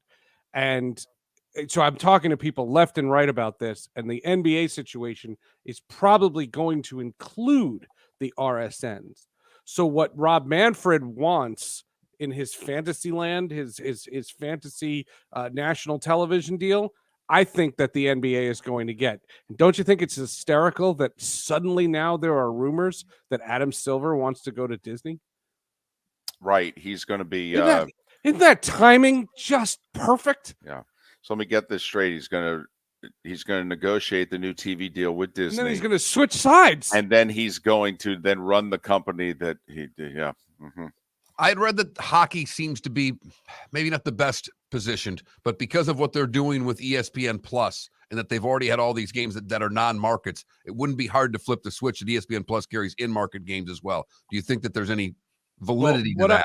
I asked somebody in the press box yesterday. What I've been told is that they can lift their blackouts faster than baseball or basketball can, so that you can watch these games on a service that exists. All right, you have 10 seconds per plug. Go.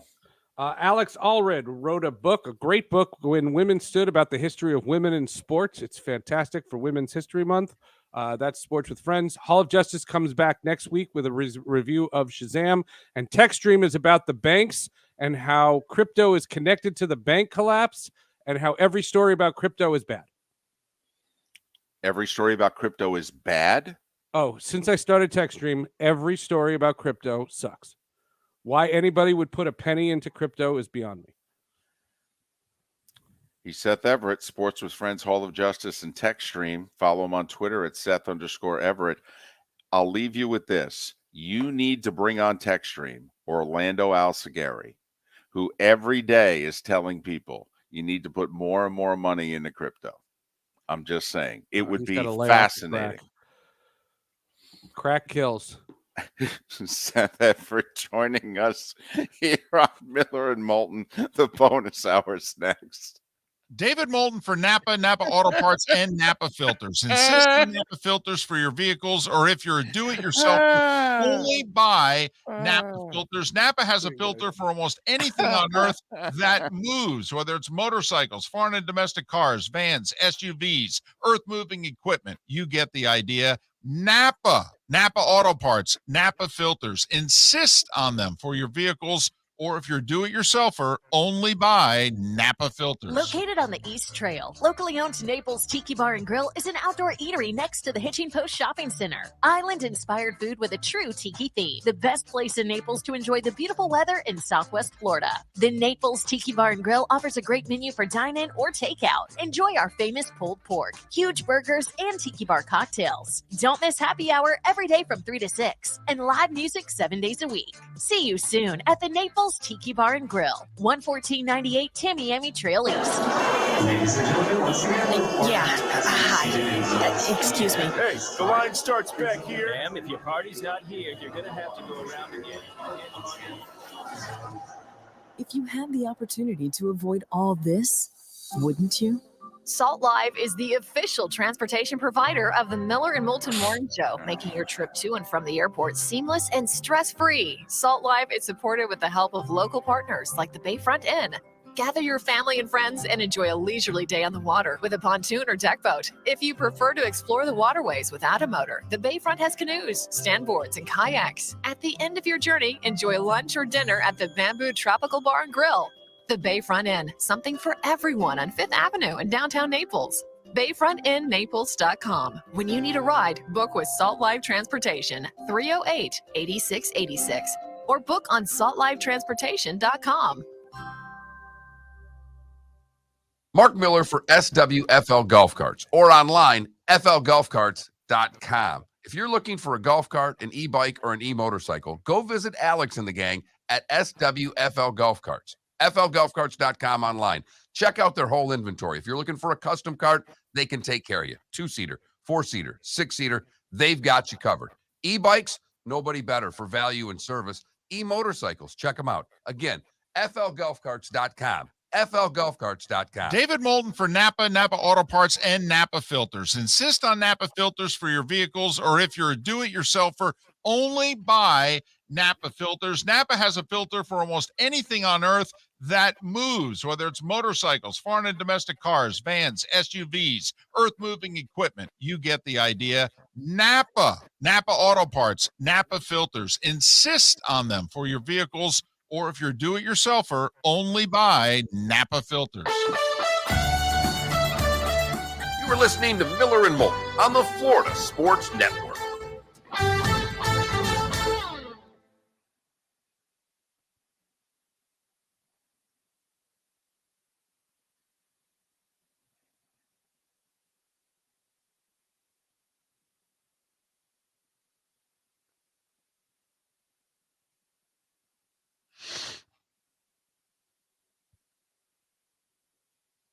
It's hard for me to have faith in anything crypto after seeing what happened to FTX. You got to admit, this is where me not being technologically, this is just something to me that is just always felt foreign. And I don't mean China foreign. I just mean if I'm in line at the grocery store, can I pay for my groceries in crypto? Not yet. And see, until that day is possible, to me, it's not real. I know that's probably incredibly financially naive, but to me, it's just not real. And I know by the time it quote unquote becomes real, I would have lost out on all that time when I probably could have been making money. But And there's they're opening restaurants in Miami where you could pay for your food with crypto, but see, to me, then it's like Bitcoin. Then that's real. That's a real currency. I mean, if there's a crypto bank, that's real. Then Mark could make fun of me for going to my crypto bank. You going to the bank? Well, yeah, but I'm going for crypto. Oh, well, in that case. in that case, you just do it on your phone. So you can buy gas at a gas station on 6 Mile and Metro with crypto? Wait, is someone saying that you can? Oh, Yes. Logic Man in the chat room there. That's why I invite you to have so you can see all this. No. I was just on another tab.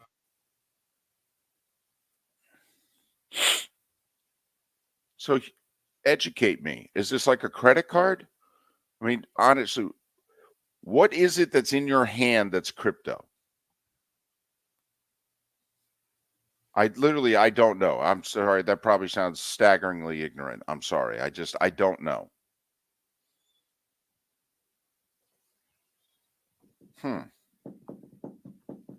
Yeah, you can also have a card like on your Apple Wallet, for example, where you like tap to pay. Well, that's real. Which, by the way, I love the tap to pay feature. That's like a new thing now. It was really convenient on the subways. You just pull it out, tap, go, boom. Mark, I'm doing a lot more grocery shopping now, and I pay for in cash a lot because I can keep track of my spending better that way. Right. Man, I'll tell you, when you pay for something in cash, you literally get a look, kind of like, seriously? It's funny. Down here, I don't think you do as much because I think there's more cash down here than there is in other. I get it all the time at Publix. I think you're right, Mark. Also, we're coming back.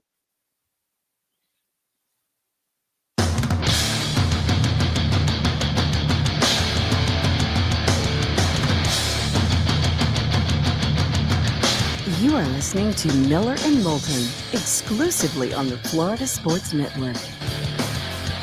And now here's Mark Miller and David Moulton.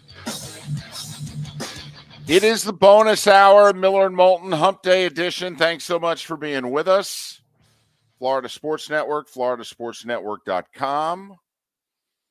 By the way, Carl Semesco will join us Friday from Philadelphia as the FGCU women getting ready for their first round matchup against Pac-12 champion Washington State. Because if it's a first round matchup involving ranked teams in the women's tournament, it has to involve FGCU.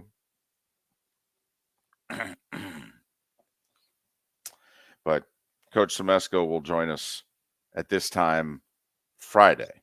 I'm surprised that wasn't number one on your wish list for FGCU to be seated properly in the women's tournament.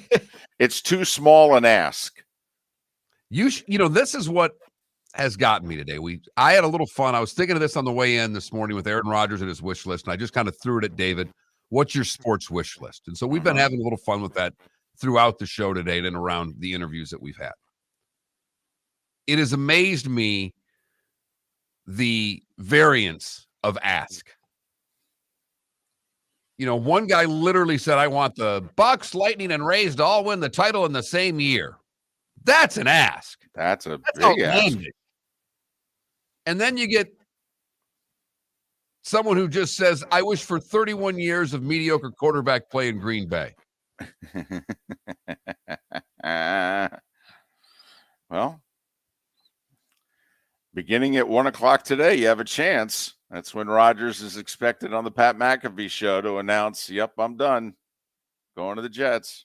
The Jets to beat the Patriots the next 7 years in a row. Those are really small in the grand scheme of things. That's no cutting down nets or hoisting trophies or parades or anything. These are small asks. A Chicagoland fan says a mid-major wins the NCAA.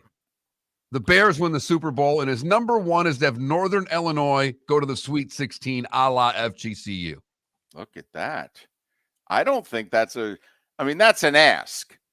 I mean, it is a MAC school going to the Sweet 16. I mean, are we talking Zerbiak, Miami of Ohio, the last time a MAC school went to the Sweet 16? Might have missed one or two. Did have that Northern Illinois team that went to the Orange Bowl. Florida State whacked them pretty good, but yeah, all right. So I just love the variance in the ask because some people are taking it as a wish, as if they rubbed the genie and they've got 3 wishes here. And they're using them the way that you should use a wish. Others are like, can I just get to it to stay healthy for a year? Yeah, I know. It's such a small ask. I just want a healthy quarterback. See how we do. We'll say you could tell the quarterback play in Chicago has been a sore subject. We've had a few Chicago sports fans that just want Justin Fields to be good. That's all. Good. I mean, I asked it of Frank Garcia, or we asked it a couple days ago, in which it's like, listen, you make this move to trade up to number 1. Don't you need whoever it is you're taking to be at worst the second best quarterback in franchise history? And he joked, well, that shouldn't be too hard. But, there's Cam, but they had Kerry Collins for an hour.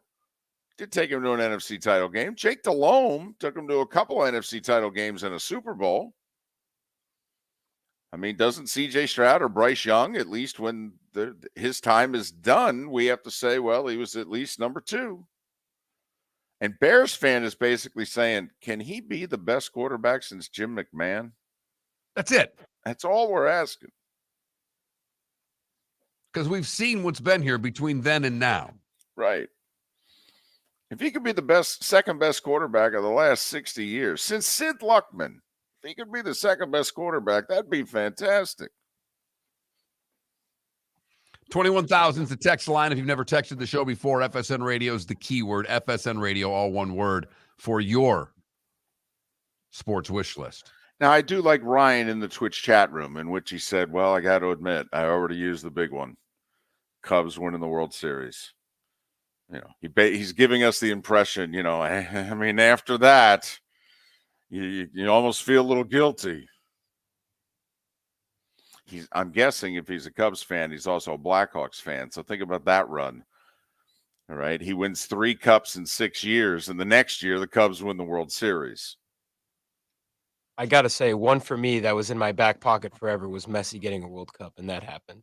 So that was nice. There you go. That's interesting. That's a very individual thing. I will say it was an amazing story. I mean,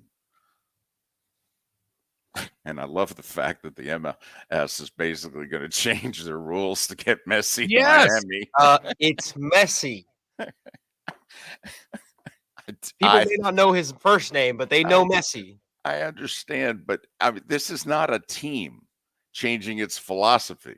This is an entire league that has been set up for 25 years. This is how we're going to do business and this, that, and the other thing. Wait a minute. Hold on. Messi says he wants to come to Miami. Emergency meeting. Round up the boys. We got to change how we're doing things. Everybody's got to make a sacrifice. Well, and that's the part of it that's fantastic. It's not just that the league said they wanted to make a change and that Miami obviously said they wanted to change. It's that essentially every other team in MLS has said, well, we've got to make this change. We know it's going to make them better, but we as a league need to make that. It doesn't work that way. Guys, would the XFL not do the same if Tom Brady? You're probably right, because it's a similar league to the XFL. Wow. It's just as bad. No. Really? No. What is the XFL? In ranking football leagues across the world, is XFL football, I mean, would the best XFL team beat the best college team? What about the best CFL team? I think the CFL is better than the XFL. Okay, so that makes the XFL the third best pro football league or the fourth best pro football league, which means it's better technically than the MLS, which is no better than the 6th best league in the world. That's a disingenuous argument, and you know it. There are 30 soccer leagues around the world. There are 4 football leagues around the world. I mean, they don't play football outside of North America. So, come on. Can't use that argument. But you get my point. No, I got to argue this with Mark. A higher level of the sport, MLS and soccer, XFL and football. What's a better product? That's a great question, because MLS is a really tough watch. It's bad soccer. Wow, you sound like somebody who's really given it a try, though. You just don't watch the right MLS. You got to watch. Is that what it is? I'm not watching the right teams, huh? Exactly. Portland and Seattle, they hate each other, but they score goals. It's a very entertaining, rough 3-2 match every time. Atlanta's fun too. They got a great crowd. They have a spectacular crowd. I know. They have sold out that dome for MLS soccer. That's spectacular. And they still, when I worked for the Atlanta Knights hockey team, when it was Gabe Proof through the night in the Star Spangled Banner, the crowd would all yell Knights.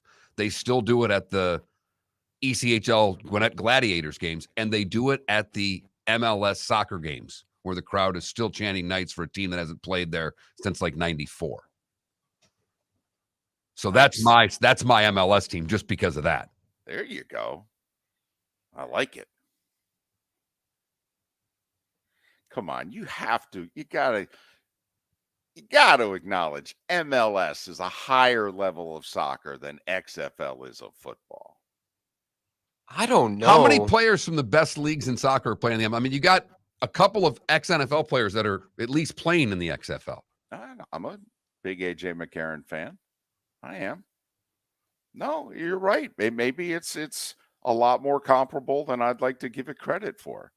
I just also think each XFL franchise is worth $1.79, and these MLS franchises are worth tens of millions. Well, no. That's a different argument. And you know I'm bullish on that league from a financial standpoint, or was. Now I think it's kind of capped itself out.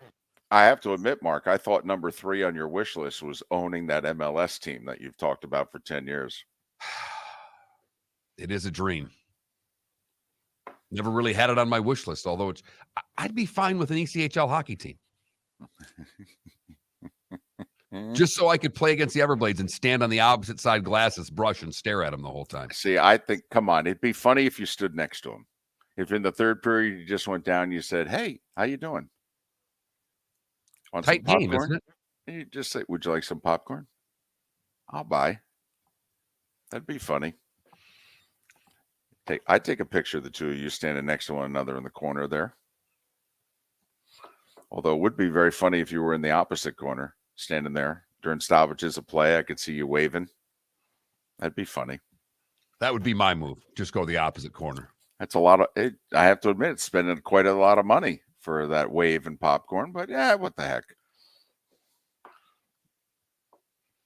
So what is your sports wish list? Yeah. What do you got?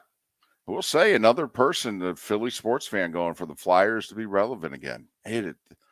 That is staggering. I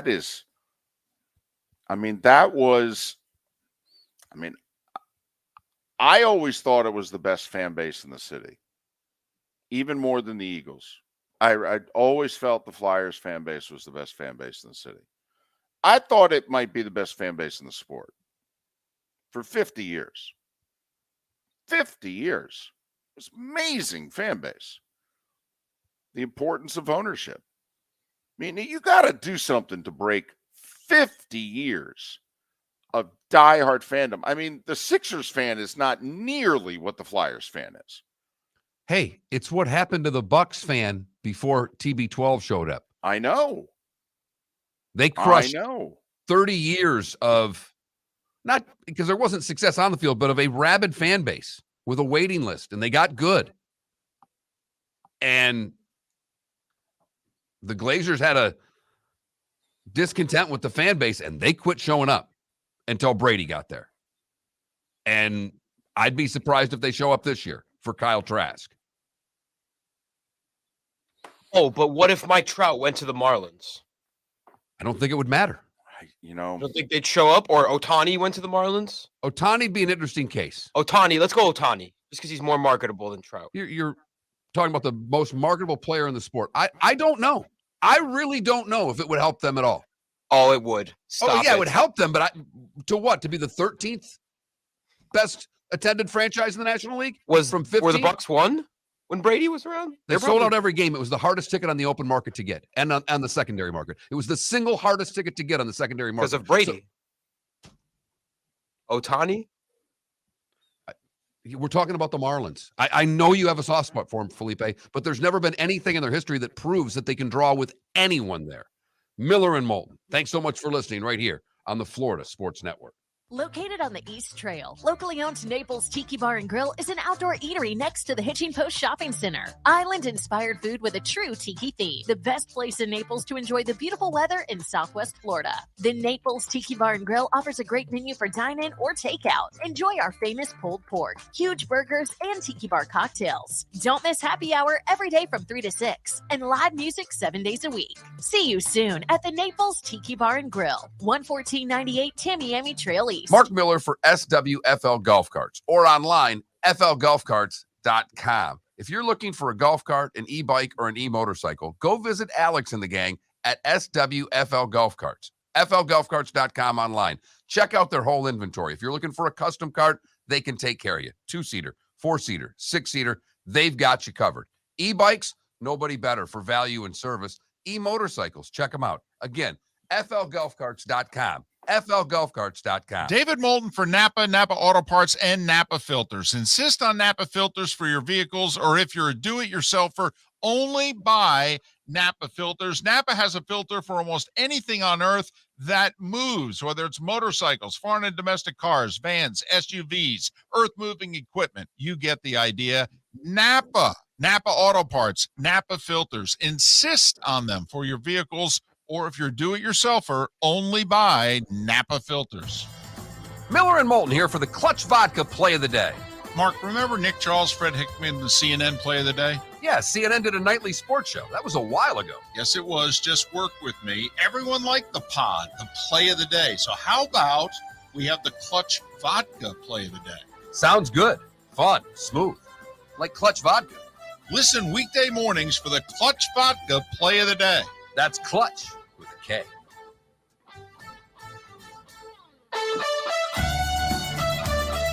You were listening to Miller and Moulton on the Florida Sports Network.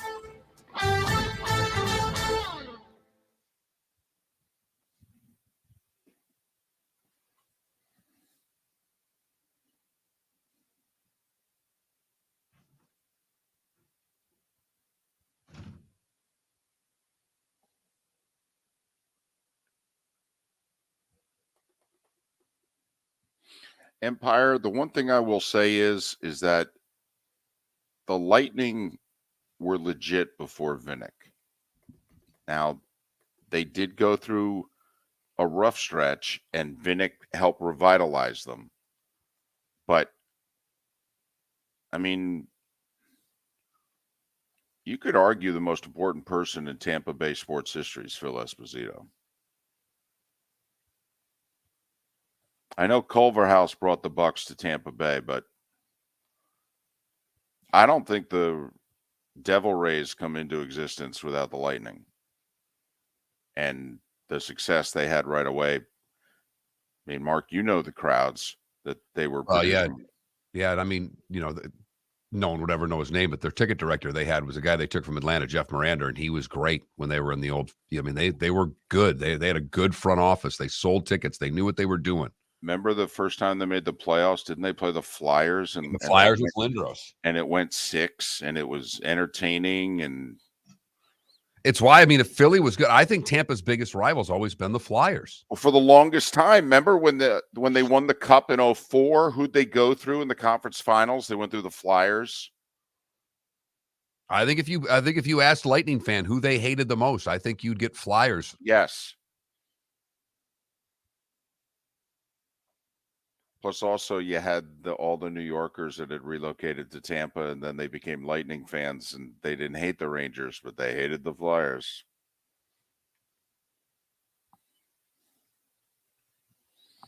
No, but we were talking about this earlier in terms of there may not be an individual.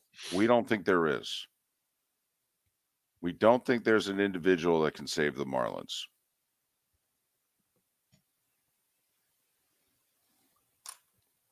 Oh, and KW, I think even if they got awful, the ticket doesn't matter in Green Bay. It's a cult.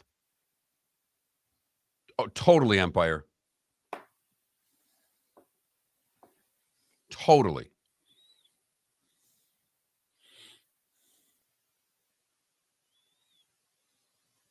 That's a little bit of modern day smart owners, though, too. If you don't revamp the area around your stadium, people don't want to come to the games. It's got to be an event. Tickets are so damn expensive. It's another problem with the Marlins, honestly. It's in the middle of Little Havana. It's the only way they could get the stadium. Right. The financing.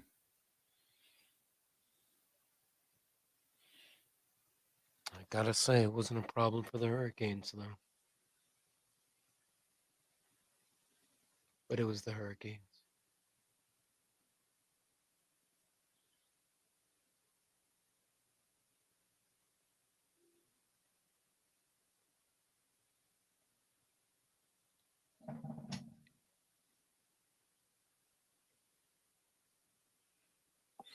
Wait, did Cuban? I thought I read that with that bank in Silicon Valley, that Cuban lost $2 billion. Really? I don't know about you, but that would Even when you're a billionaire, that seems like a lot of money. Yeah. Was it a crypto bank? I don't know. Of some sort. I thought there were two. I thought there's two banks that went under.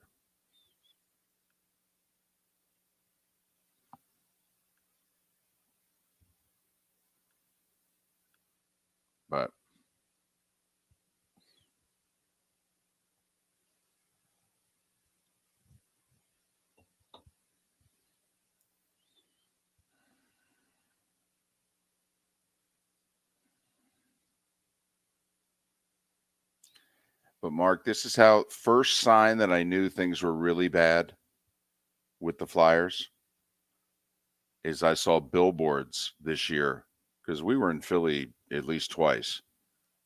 And I remember being there early in the season. Our second game was mid-September. It was in Philly. And there were billboards around the city hawking Flyers tickets. And I went, oh, snap. Here we go.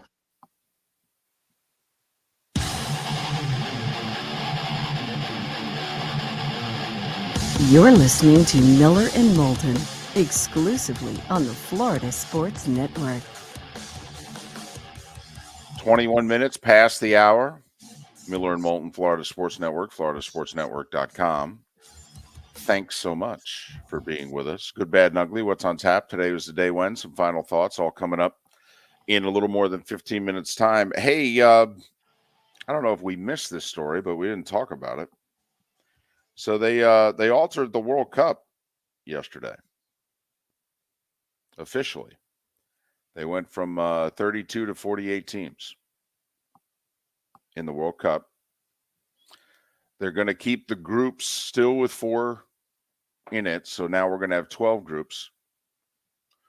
Top 2 in all 12 advance. So do the math. That's 24. Apparently, Mark, that's not enough. Well, it's not because that doesn't work. So I don't know. You 24. The math doesn't add. Whittling this down. Then you'd have to have first round buys. Correct. So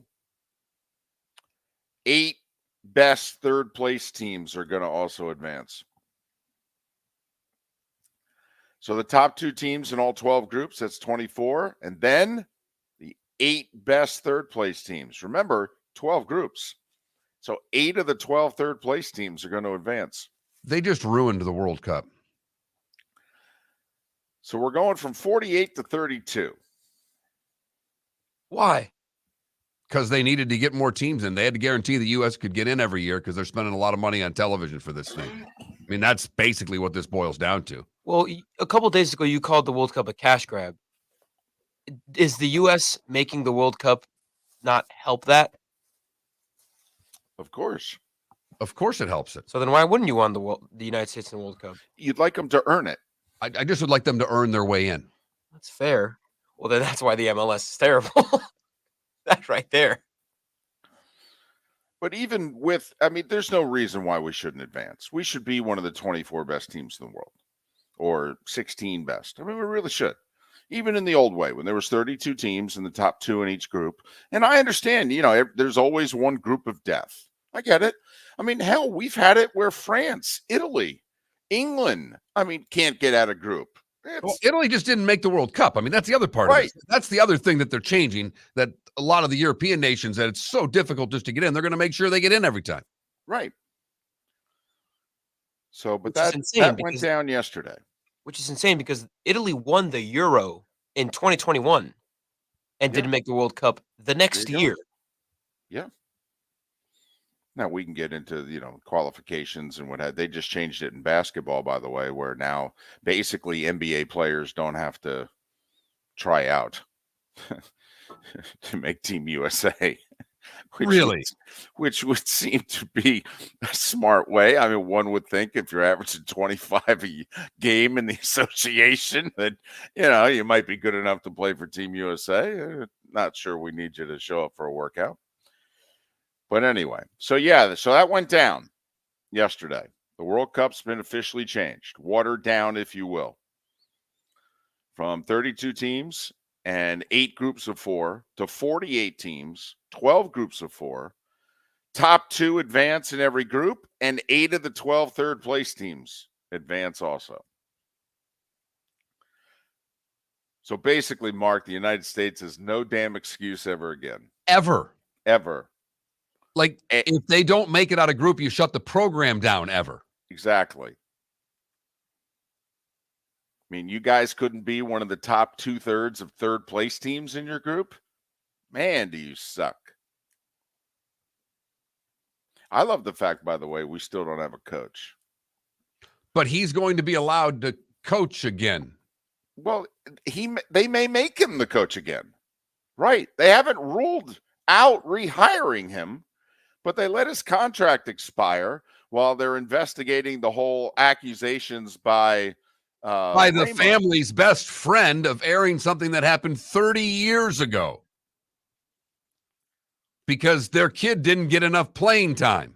I mean, it is travel sports to the nth. Yes, it is. But here's the great thing. So the interim head coach, whose side of this do you think he's on?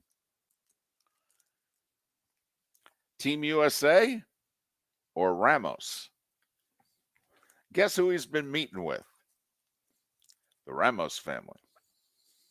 Talking about life and the pursuit of happiness going forward. So what do you think it's going to take to just kind of make everything go away and, for have you to be happy to play for Team USA again?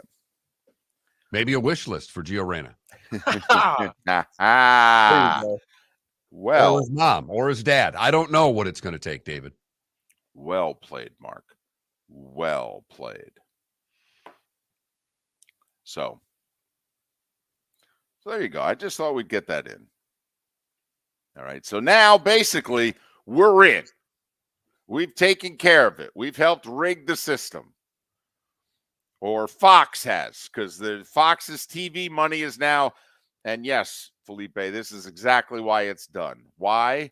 So that FIFA there can put their tournament up for bid every how many years. And now basically, whether it's Fox or ESPN, or whoever's going to be bidding in the United States, they know, well, Team USA is going to be in it.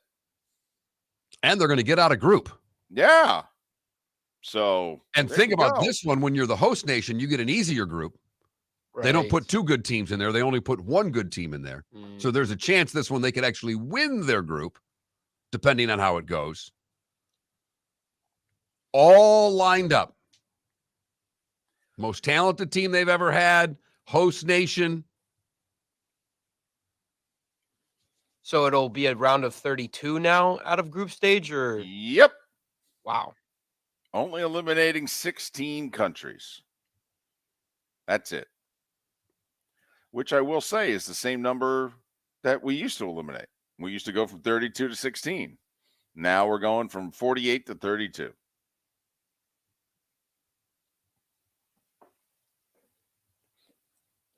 Now you got to win 1 game out of group just to get back to where not to level 0. Right. If you know what I mean. By the way, no one wished today. No one sports wish. I mean, think about this. Not even Felipe, who tried to come up with something as bizarre as he can to add color to the show, said, I wish for the USA to win the World Cup. It's not on anyone's wish list in our own country. Well, because it's not even possible. It's impossible. I disagree.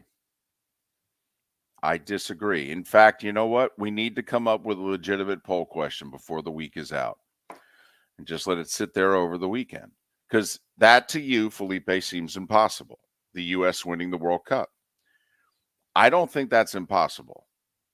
Now, I think we have to change how we're doing things. But, I mean, are you sure the talent isn't around in the States? I mean, remember, we got 2nd, 3rd, 4th generation people from other countries who are now born and raised in America. They play for Team USA now. Their parents and grandparents may have grown up somewhere else and may root for another country come World Cup.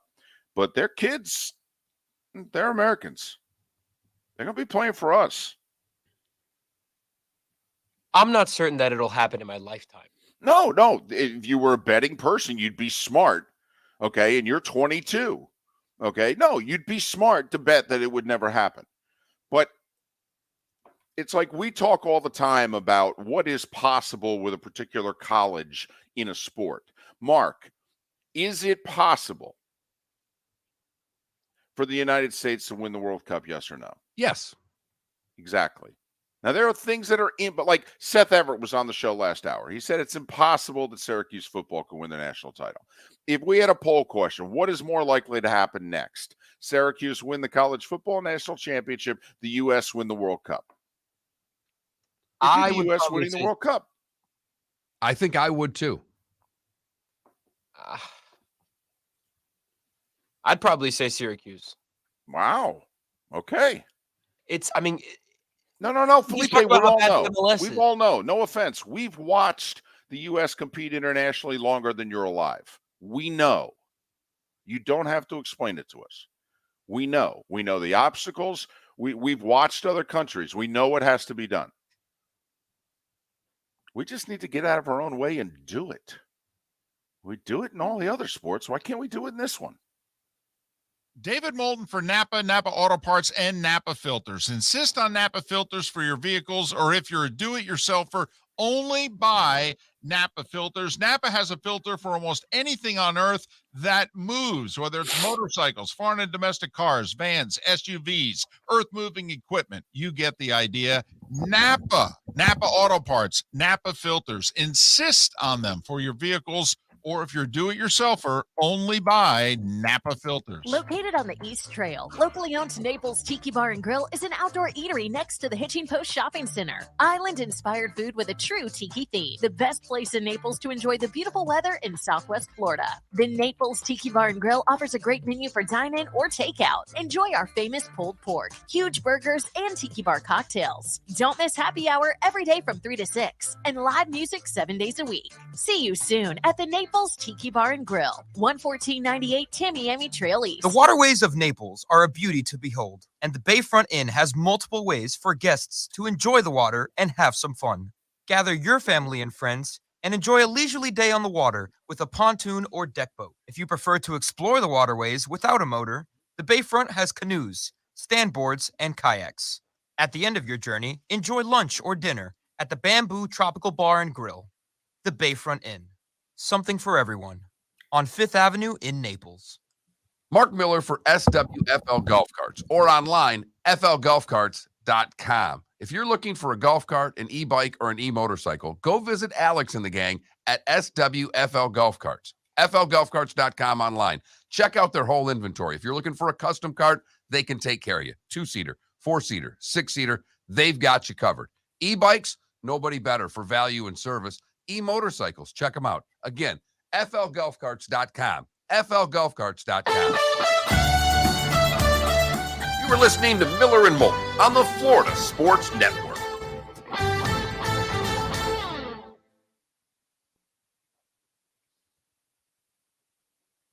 Now that's out there, Empire. I like that. A better chance of a third-party candidate than U.S. winning the World Cup.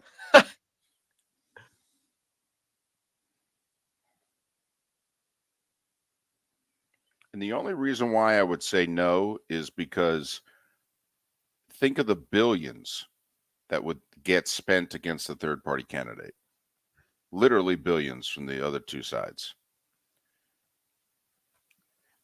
Plus, how does the third party candidate get to 270? So in theory, the third party candidate maybe prevents one of the other two from getting to 270, and then the election goes to the House. How's the third party candidate going to win the vote in the House?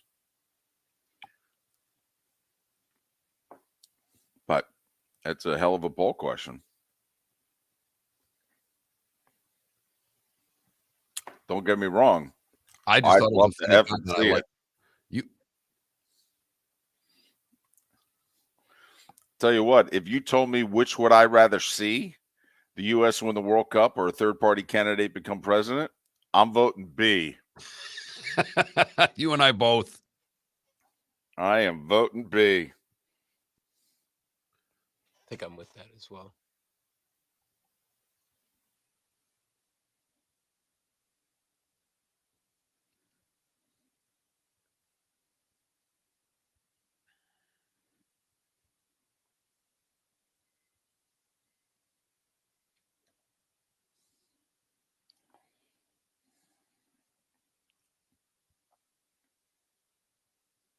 I won't lie.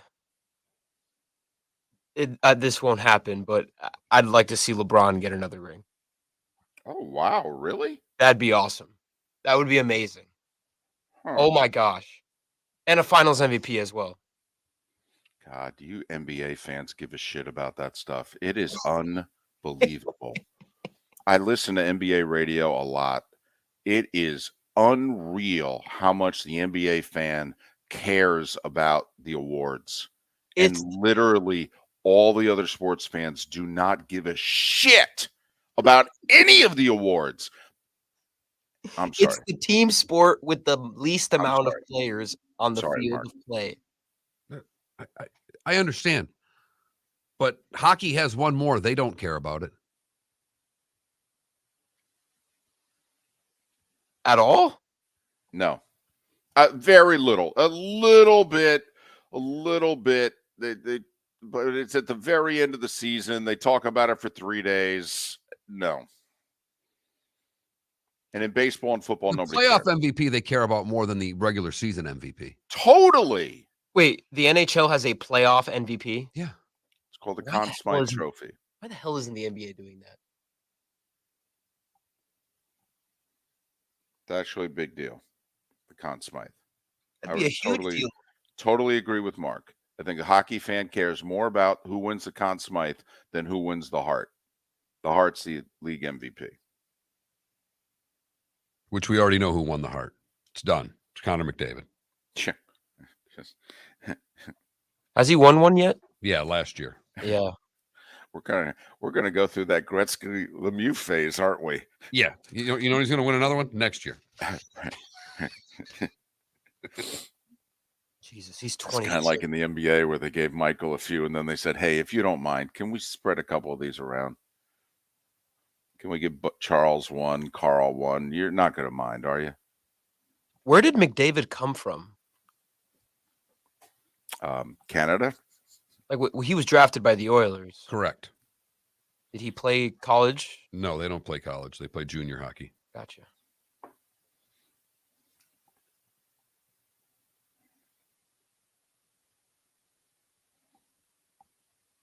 Do a lot of the best players in NHL come out of junior hockey, or Most all of them. most all Or of them? international. Okay. Not a lot of like college. Some, most of them are drafted before they go to college. You get drafted at 18. A lot of kids stay in junior till a lot of U.S. kids will stay in junior hockey till 20 and then go to college at 21.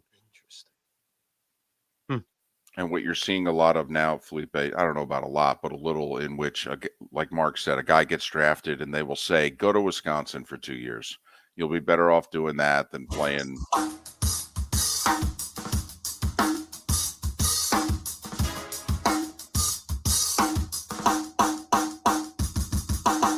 Welcome back to Miller and Moulton, only on the Florida Sports Network.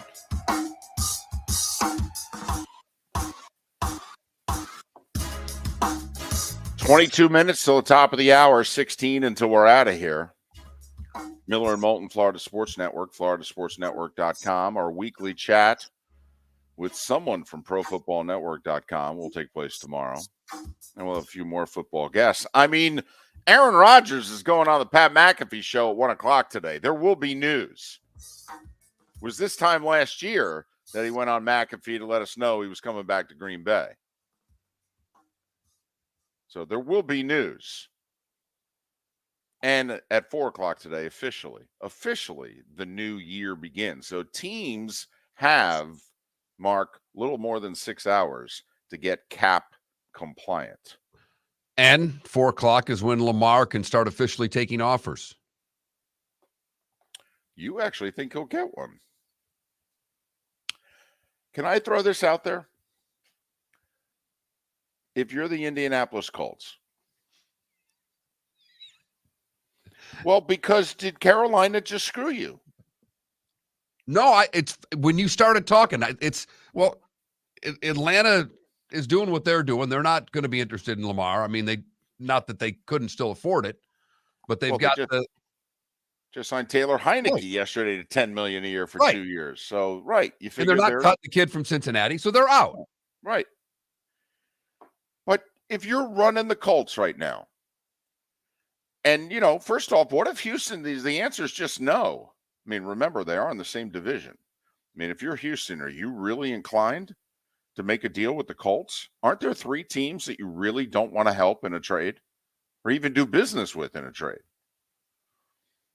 So did Carolina just outflank Indianapolis? And if Indianapolis right now is like, well, we can't do any better than the 3rd best quarterback in this draft. Mark, you're the Colts. I'm your assistant. I'm looking at you going, Will Levis, Anthony Richardson. And if you're like, and I go, well, we could make an offer for Lamar. Well, that's where I'm looking at you going, well, what do you think, Richardson or Levis? And you keep answering me. Lamar Jackson. Right. I mean, this is. Yeah. This is Blake Griffin, Kevin Love. And I'm sitting there going, Kevin Durant. Right. Kevin Durant. So. I wasn't, and I waved my hand for those of you who watch the Twitch, David, it's just because literally when he said it, I was about to go Colts, and you just beat me to the punch. I started laughing. But no, all right, on a scale of 1 to 10 of I'm seriously thinking about making Lamar an offer, where are you if you're the Colts right now? 10 is, we're making an offer, 5 years, 250, 200 guaranteed. 7.5? Really? Okay. All right. Got to admit, now I'm interested. That division's still there for the taking. You're still getting him at a young age. Well, getting the owner to do something crazy to buck the NFL system wouldn't bother Irsay one bit. He turned 26 2 months ago.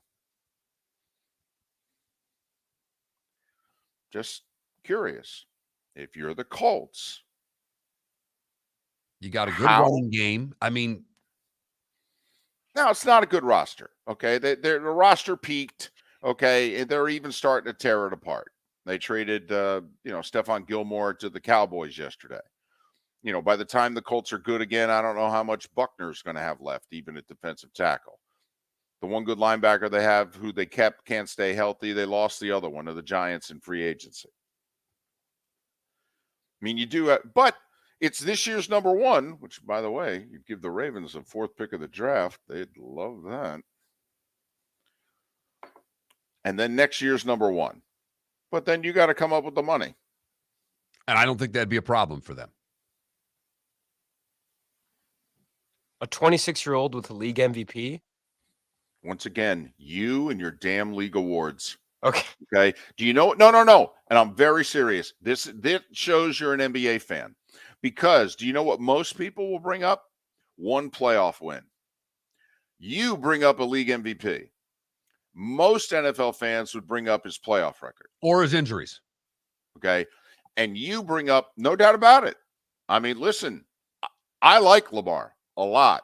If I'm Indianapolis, I'm right behind Mark, by the way, in my interest level of doing this. Because here's the other thing. If I'm the GM, I certainly can't afford one more bad year. Or can you? Or can you? I mean, are you just completely safe because your boss is running the team anyhow? Well, first off, I don't know that he's running the team. I think his daughter is. And secondly, I can't believe I made it through the GOAT Rodeo show that was last year. And the last 2 quarterbacks I brought in were Carson Wentz and Matt Ryan, and they cost us about $100 million and 4 draft picks, and we've sucked. So, no, I actually think I need to win, soon. Just think he's got some pictures there, Irsay or something, because how he survived is beyond me at this point already. How he didn't quit when they went through the coaches and the way they did shows you a lot about what's going on in Indianapolis. For someone to take back this segment, if for no other reason than to stop David from talking about Meghan and Harry. Here's Mark Miller with Today Was the Day When. It was today in 44 BC, David. Julius Caesar stabbed to death. That whole Ides of March thing. Right. It was a thing.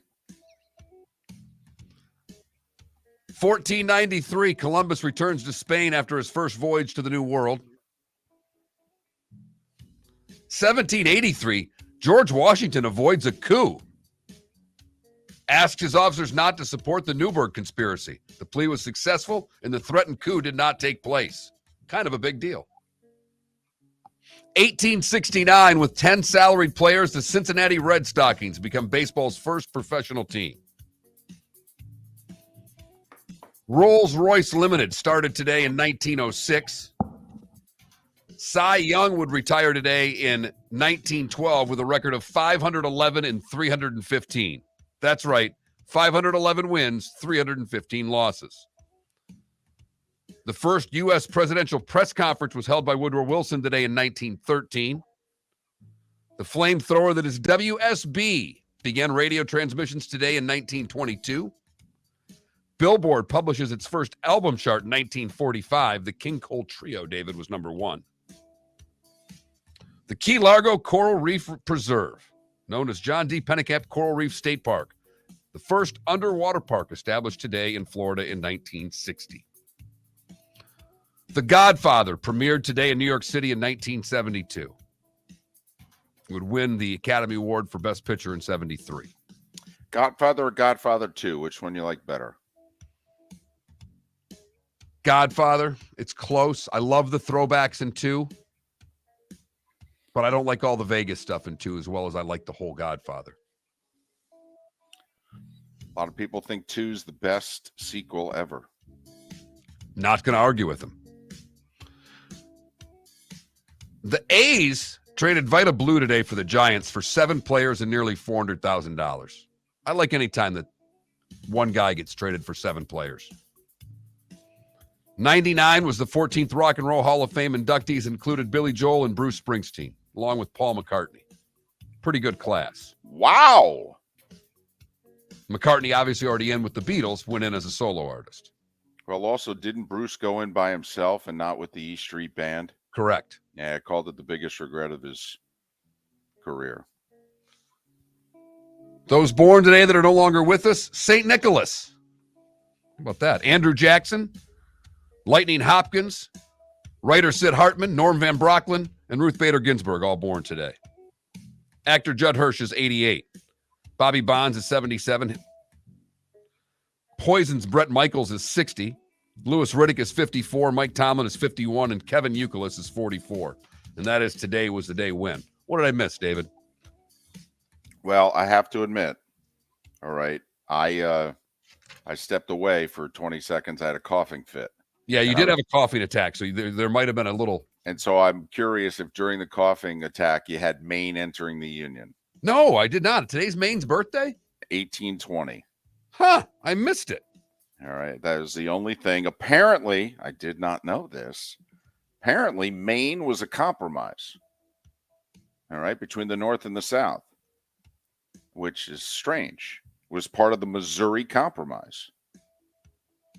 I don't quite understand. What the hell is the South interested in Maine? I mean, they think it was located somewhere else? Did they not?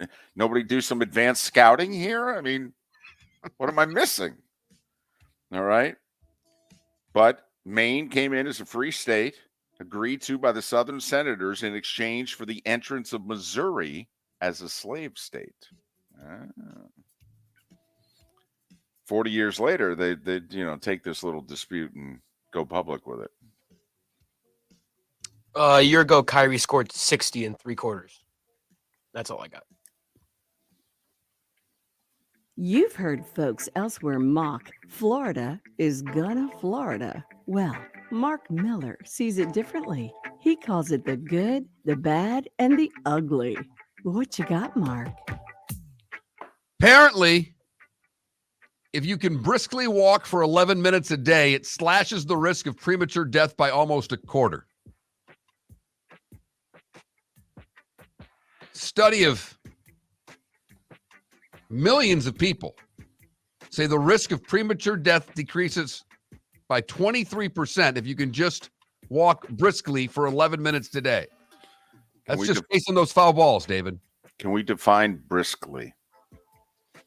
Because my wife and I, we go for a walk around the neighborhood most every day. And I can assure you, it is not brisk. Is in the beat of my music brisk? I don't know. I would love to know what is the definition of brisk. It's kind of like every few years when they come up with the new standards for obesity. And I'm like, well, no, because, and Felipe, this was before you were born, but while Emmitt Smith was the best running back in football, he was technically obese. What? Yeah, the Food and Drug Administration came out with the guidelines and what have you. And based on height and weight and what have you, Emmitt Smith qualified as obese. All I am getting here is that outside of work-related physical activity, they're saying it needs to be moderate intensity. Okay. So a little more than a casual stroll. Gotcha. All right. For the bad, we go to Fort Myers, where Romeo Romero cut the metal fence at a storage shed and decided to drive a boat right through the storage gate. The 30-foot sportsman boat with twin outboards had a value of $300,000. Officers received a call nearly minutes after he stole the boat. It took Lee County's finest not too long to arrest the 38-year-old and put him away. I don't even know if they stopped lunch. Finally, the ugly will stay in Florida, where Carlene Biswangler, she's 39. She was living with her 68-year-old boyfriend.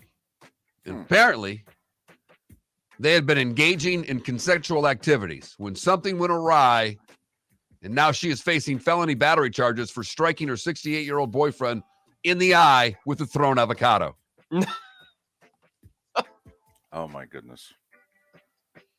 A neighbor witnessed portion of the incident, not sure whether it was the right eye or the left eye, but she struck him with an avocado and has now been arrested and charged with battery of a victim age 65 or older. That's a felony. And that is the good, the bad, and the ugly on today, March the 15th, 2023.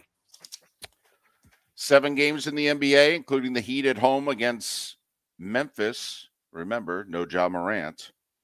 The ESPN doubleheader, 7:30 and 10 o'clock. Sixers, Cavs, Golden State, and the Clippers. That's solid. I think Golden State and the Clippers are tied for 5th. So they're playing for playoff positioning here. I have to admit, I'd rather be the 6th seed out west. If you're the 5, you're probably going to play Phoenix.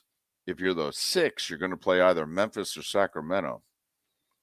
The tournament continues, True TV.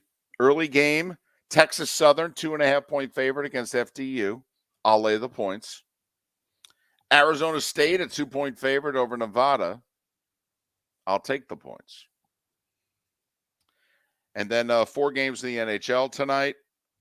TNT, 7 o'clock. Avs, Leafs. That's a good game. Huh? That's what you're supposed to put on. Little Matthews, little McKinnon. There you go. So there you have it. What do you think of the points? You were 2-0 against the number yesterday. I was 1-1. What do you think? Tournament. I'm going to continue with my trend of just taking the points, David. Okay. Until proven otherwise, take the points. All right. Miller and Moulton, thanking you so much for listening. The tournament starts tomorrow. We'll be on the air at 6 a.m. to break everything down right here on the Florida Sports Network. David Moulton for Napa Auto Parts, and Napa Filters. Insist on Napa filters for your vehicles, or if you're a do-it-yourselfer, only buy Napa filters. Napa has a filter for almost anything on earth that moves, whether it's motorcycles, foreign and domestic cars, vans, SUVs, earth-moving equipment. You get the idea. Napa Auto Parts, Napa filters. Insist on them for your vehicles, or if you're do-it-yourselfer, only buy Napa filters. Located on the East Trail, locally owned Naples Tiki Bar and Grill is an outdoor eatery next to the Hitching Post Shopping Center. Island-inspired food with a true tiki theme. The best place in Naples to enjoy the beautiful weather in Southwest Florida. The Naples Tiki Bar and Grill offers a great menu for dine-in or takeout. Enjoy our famous pulled pork, huge burgers, and tiki bar cocktails. Don't miss happy hour every day from 3 to 6, and live music 7 days a week. See you soon at the Naples Naples Tiki Bar and Grill, 11498 Tamiami Trail East. The waterways of Naples are a beauty to behold, and the Bayfront Inn has multiple ways for guests to enjoy the water and have some fun. Gather your family and friends and enjoy a leisurely day on the water with a pontoon or deck boat. If you prefer to explore the waterways without a motor, the Bayfront has canoes, standboards, and kayaks. At the end of your journey, enjoy lunch or dinner at the Bamboo Tropical Bar and Grill. The Bayfront Inn. Something for everyone. On 5th Avenue in Naples. Mark Miller for SWFL Golf Carts, or online, flgolfcarts.com. If you're looking for a golf cart, an e-bike, or an e-motorcycle, go visit Alex and the gang at SWFL Golf Carts. flgolfcarts.com online. Check out their whole inventory. If you're looking for a custom cart, they can take care of you. 2-seater, 4-seater, 6-seater, they've got you covered.